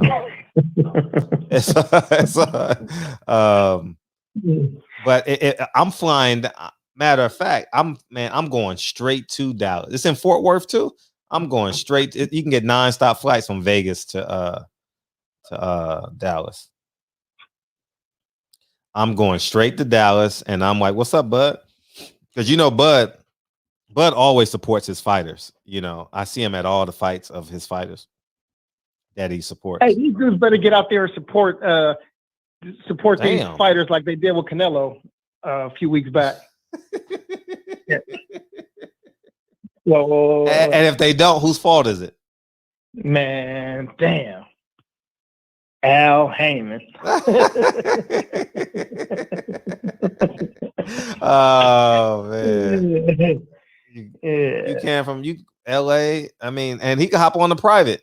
That'll cost him about $8,000, $12,000. I mean, because you're betting on yourself, right? So man, it's Sean better take his ass to Texas this weekend, you know, and go to the fight and at least do a dual video. I mean, a dual interview with Bud Crawford. You know, that's the least you can do because he sound real.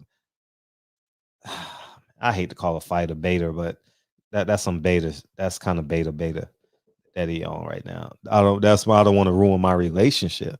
You don't have a relationship with him. The nigga said, "Stand back, stand by." Hey, that sounds like some shit Donald Trump said. Yeah, that nigga. It is Donald Trump. That nigga Donald Trump, Sean Porter, man. Stand by and stand back. Are you kidding me? Damn. Yeah, it's a cold game, boy. It's a cold game. Yeah, that's pimp talk. That's pimp talk. He basically, Sean was talking and he did like this to him.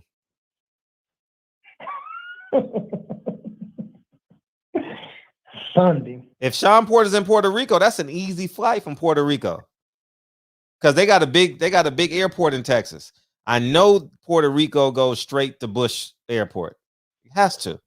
Because it's an international airport. So he can catch and JetBlue goes to Puerto Rico too. So he can catch a nonstop from JetBlue, cheap flight, $400, straight to Texas, and he'll be right there in the mix, you know. And if I'm Team Porter, I make that shit happen. You know, I mean, you might as well. And if you're not fighting them, you do it for to keep your brand alive. Because the moment, I'm telling you, the moment Terrence Crawford gets his opponent and it's not Sean Porter becomes irrelevant. The moment. It's not like, man, who you gonna fight next, Sean? Niggas ain't gonna care. The only reason why people care is because it's Terrence Crawford and it's attached to Errol Spence and he can upset the apple cart and potentially get the fight, and fans tantalize about the idea of Sean Porter beating both the guys that was supposed to fight each other, you know. Think about the heavyweight division. Who the fuck cares about everyone outside of those three fighters? True. You don't really care about them. True. You know what I mean? After Andre Ward and Kovalev left the 175-pound division, yeah, we want to see these guys fight, but we ain't checking for them. Yeah. You know, like Benavidez is a pound for pound fighter that don't get no love. So I just think that we gonna get a good fight for 4 rounds in Texas, and then the pressure may get to him. Yeah. Let me see. Let's see. That Feeling Podcast said, if you don't show up, you got your answer. Yeah, that's a fact. If you don't show up, you got the answer. Salute, Philip H. Let me see. Nate Johnson said, I don't see Bud finishing Porter. His recovery is too good. Yeah, he got good cardio, man, so his recovery is good. But the older he gets, his metabolism will slow down naturally. It'll be tougher for him to cut weight. So, when he gets into those later rounds, it'll be tough, How old is Sean Porter? Let's see. Probably 33, 34. I mean, he went to New York to go get Danny Garcia. So you can take a 3-hour. I mean, I'm just trying to make it make sense, man. Oh, yeah, that's right. He did the WWF thing, huh? Yeah. He did all that shit. So man, I would love to be in Sean Porter's position. That's my life. He's 33. 3 people say he's 33. I would love to be the underdog. And he lost. I had it 8 rounds to 4 versus Earl Spence. But those are some close rounds, though. It wasn't like he was getting blown out, right, DB? I met you there, right, DB? Yeah. He wasn't like he wasn't getting blown out in none of those rounds. Yeah, I had 8-4 as well. For real. They were a lot of those rounds were photo finishes. So he can literally, if I'm a guy like him, I add a skills guy to my camp. But I mean, it's too late for him. He ain't doing none of that shit. Just go get the fight, and then hopefully you win. And now Bob Arum and Al Haymon are fucking sulking right now. Like, fuck, how the fuck we let this shit happen? That damn Korean won that purse bid and put that shit on Triller, and now we got a problem. That's what they gonna be thinking. Why this nigga do this? As Doc, come on, man. He said, y'all just like to disrespect Bud, but don't look at the facts. Shaking my head. Which ones, though? Tell us. I don't know what facts we're missing. Yeah. Shit, if we was missing facts, I promise you, Fly High would have came out of nowhere, and he would have been on it. Shit, Philip H would have been on it. Andrew Charles would have been on it. Box fans would have been on it. They real Bud fans, and they gonna be in here checking. So if we said something, if you don't see their names pop up back to back to back, yeah, then we ain't said nothing wrong but facts. I actually think Bud, I don't think we've even had a conversation about Bud. I think it's more about Sean really taking control of what he's in control of. So, yeah, man, it makes no sense. But when he announced his next opponent, like the man in you is gonna be like, Sean, people gonna talk their shit, but the man in you is gonna say, why didn't that nigga take that? Yeah, when I heard Hustler said Porter turned 34 at the end of the year. Okay. Yeah, shit, you getting up there. Yes, indeed. Yeah, he better go get that money. All these fighters are gonna regret not fighting twice a year when they retire. Trust me. All of them. It's not one promotional company. All of them going like, damn, how the fuck I didn't fight twice a year. Yeah. Okay, I got you. He said he's gonna call in on Sunday to explain. Yeah, okay. We're gonna be waiting on it. Yes, indeed. We'll be waiting. Well, man, I know the brother Kyle ready to start cooking over there, man. He gave Fred his 45 minutes over. Say it again, Roddy. 45 minutes over. You said 11:15. Yeah. That nigga fell asleep though, because he's not active in the chat. So he set an alarm. He said he ready. He just dropped the link in there like 5 minutes ago. Okay. Yeah, he ready. But man, today is Friday for us. Damn, man. But I hate Fridays. I hate Fridays. I mean, we don't get y'all for a couple days, man. But we got a whole lot going on. We got a barn burner next week. Burner. Yeah. So you think Virgil Ortiz gets it done, or? Yeah, I think he gets it done because TBA told me. Yeah. Damn, what's the other fight? Man, I'm getting old. What's the other fight? It's another fight. It's a light heavyweight fight. I think Top Rank has a fight. No. Damn, what was the other fight? Who was the other fight, y'all? Who's the other fight? Shit. I don't know no other body that's fighting this weekend.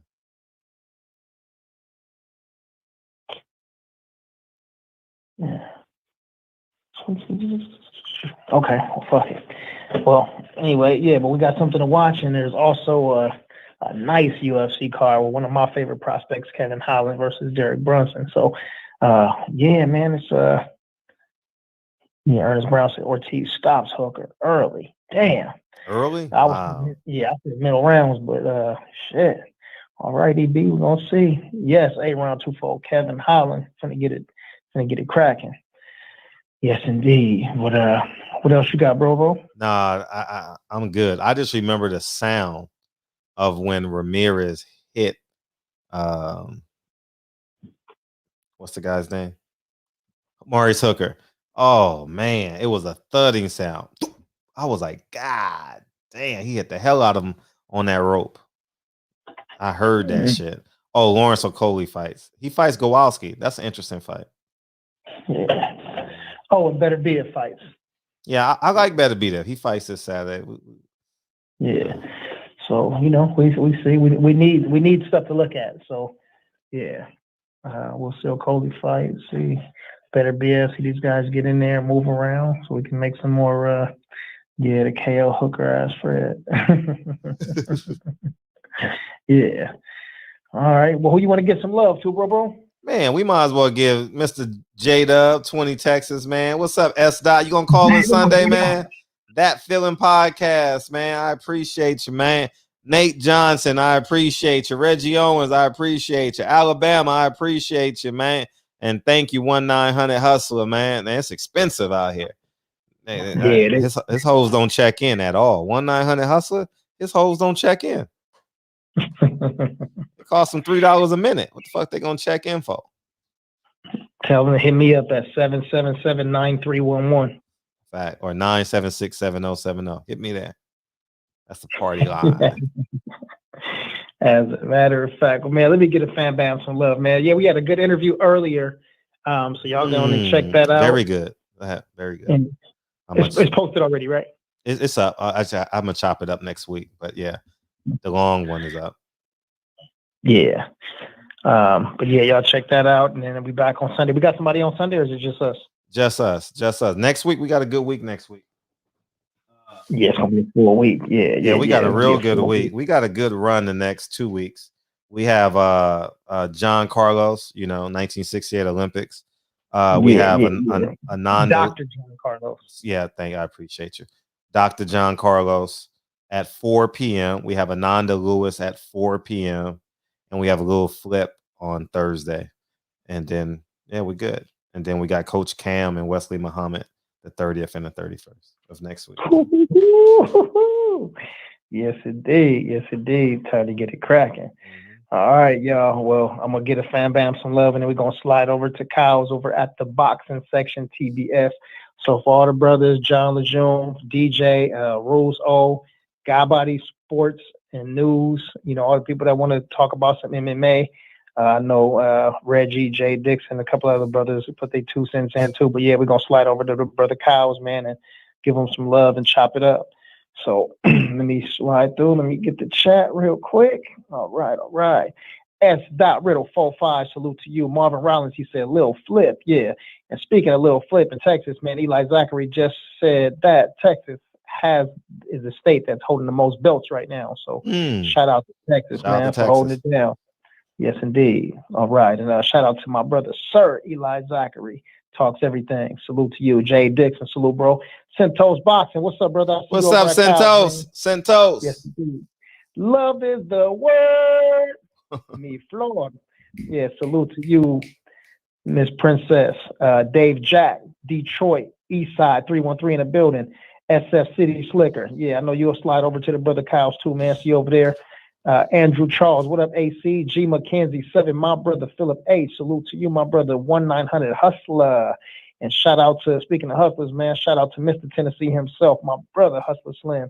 in the mother effing building. Boxing Conversations with Reggie Owens. Call him Suge Knight of the internet. Man, what's up, Reggie?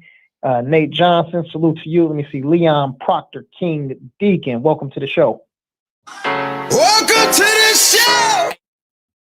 That's Feeling Podcast Network, salute to you. And Kyle, the Boxing Section TBS. He put the link already in there, so y'all click on the link as soon as we're done with this right here. Mr. J-Dub, 20, Texas. What up with your family? Brother Code 10 in the building. Rules O. Malik Hart. He said, better be a fight Saturday. Malik. Damn, sometimes I'm just getting old, man. But if you've been here before, for sure. But if not, welcome to the show. Welcome to the show. Shout out to the Jersey family. A Ron 24 in the building. Ernest Brown, the dog whisperer. Yeah. D Hodges, what up, Massachusetts? What's up, D Hodges? Dudley Station, what's up? What up? And Marvin Rollins Jr., welcome to the show. Welcome to the show. Bang. Hey, let me see. Andrew Charles, we got you. Donald Brown, he said SK Boxing, they down the street from me. Got that shit in the leg at a party on the west side. Okay. Shout out to Donald Brown. You seen Donald Brown before? Her names be so simple like that, it'd be hard to remember. But welcome to the show, Donald Brown. Welcome to the show. Yeah, SK Boxing TV. Salute to you. Let's see. All right, I think we done wound it down. Aaron Butler 262. What up with you? And yeah, man, I told you earlier, man, my big bro birthday. So I'm pretty sure he probably not in the chat, but shit, you should be home by now, big bro. So salute and happy birthday, happy G-Day to my big brother Poncho. If you want to chat, say something, bro. Let's see. Young World and slid back in here. He said, yeah, the dog whisperer. Yeah, man. You understand? My brother Yoba, what up? California in the building. Let's see. Nigga talking whistles. Yeah. Hustlers Home, what's up with your family? I ain't seen you in a couple days. Cosmico 2019. Yeah, 2019. Está en la casa. All right. Straight. Cool, man. I think that's Mark Fralin. There you go. Salute, my G. All right, man. And salute to the Queen, Patty Dean. I'll see right here, Tone Brown and Big Brother Fred, man, for making it happen.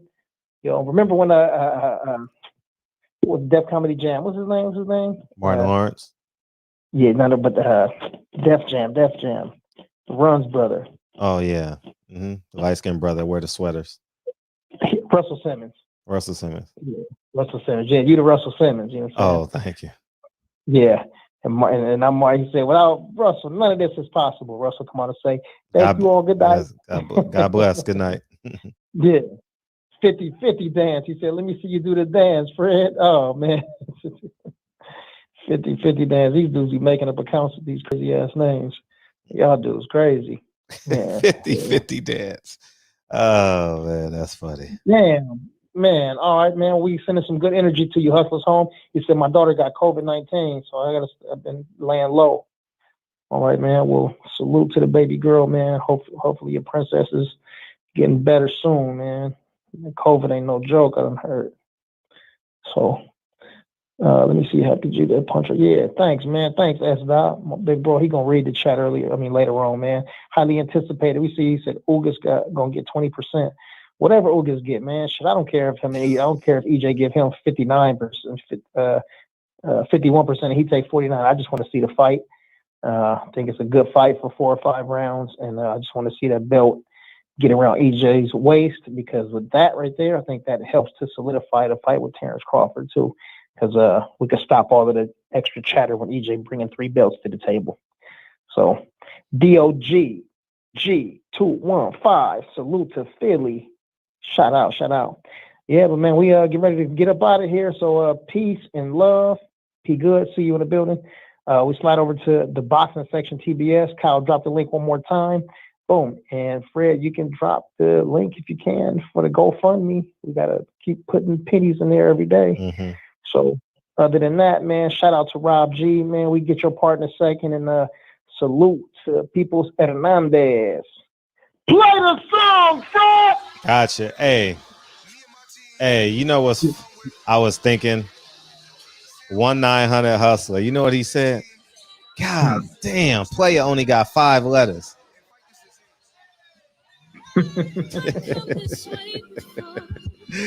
Pimp only got 4 letters, man. And you know what happened? His friend said hustler. He's like, oh, that got 7 letters. That works. 1-900 hustler. Feet, I still land on my feet. Yep, 90047. That Western Washington High School. Man, I never knew. Shout out to all the generals. Yeah. Yeah. Wash House. Ooh. Wash House. Man, this was a fun show.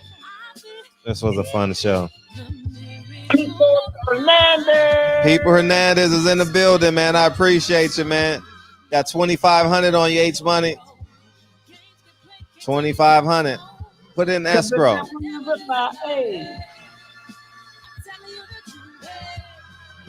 Devin Haney has a fight May 21st.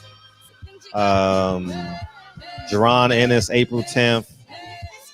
Areola something the 24th. Who else we got? 22nd, 23rd, whatever date that is. We got the unification at 140. Yeah, so we got action. Tried Brianna. He said tried Brianna Betty chicken wings, Fred. I don't get that. Is that a joke? Yeah. Remember she said she was gonna cook chicken wings when we go down there? Oh, she did? Yeah. Okay, good. We'll hold her to that. Rob G. It's my personal. Rob G wasn't in here tonight. No, I think he came in early. Oh, he did? Okay. Appreciate you. Patty Dean was in here earlier too. She probably fell asleep. I'm sorry, say it again. That was the 4 o'clock show when he came in. That's all. Okay. So we may have Bob in here on Sunday, maybe I'll call him. But I got an interview. I'm trying to hook up this interview. So stay standby. Stand by, DB. May have an interview Sunday. Yeah. Oh man. Oh, I just put the first thing up, so it's gonna drop the interviews. There's so many of them. Yeah, they'll start dropping today. So I'll probably put them like every 3 days. Yeah, so, all right. It's going to take about 2 months to put them all out. Because the devil is a lie. Hey. It's all in what you do. Hey.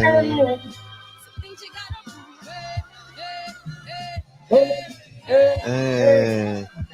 That Breonna Taylor. What song was that? Did I nail it? Yeah, you nailed it.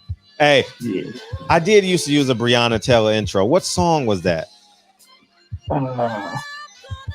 Damn. I gotta think about it. I probably gotta Google it.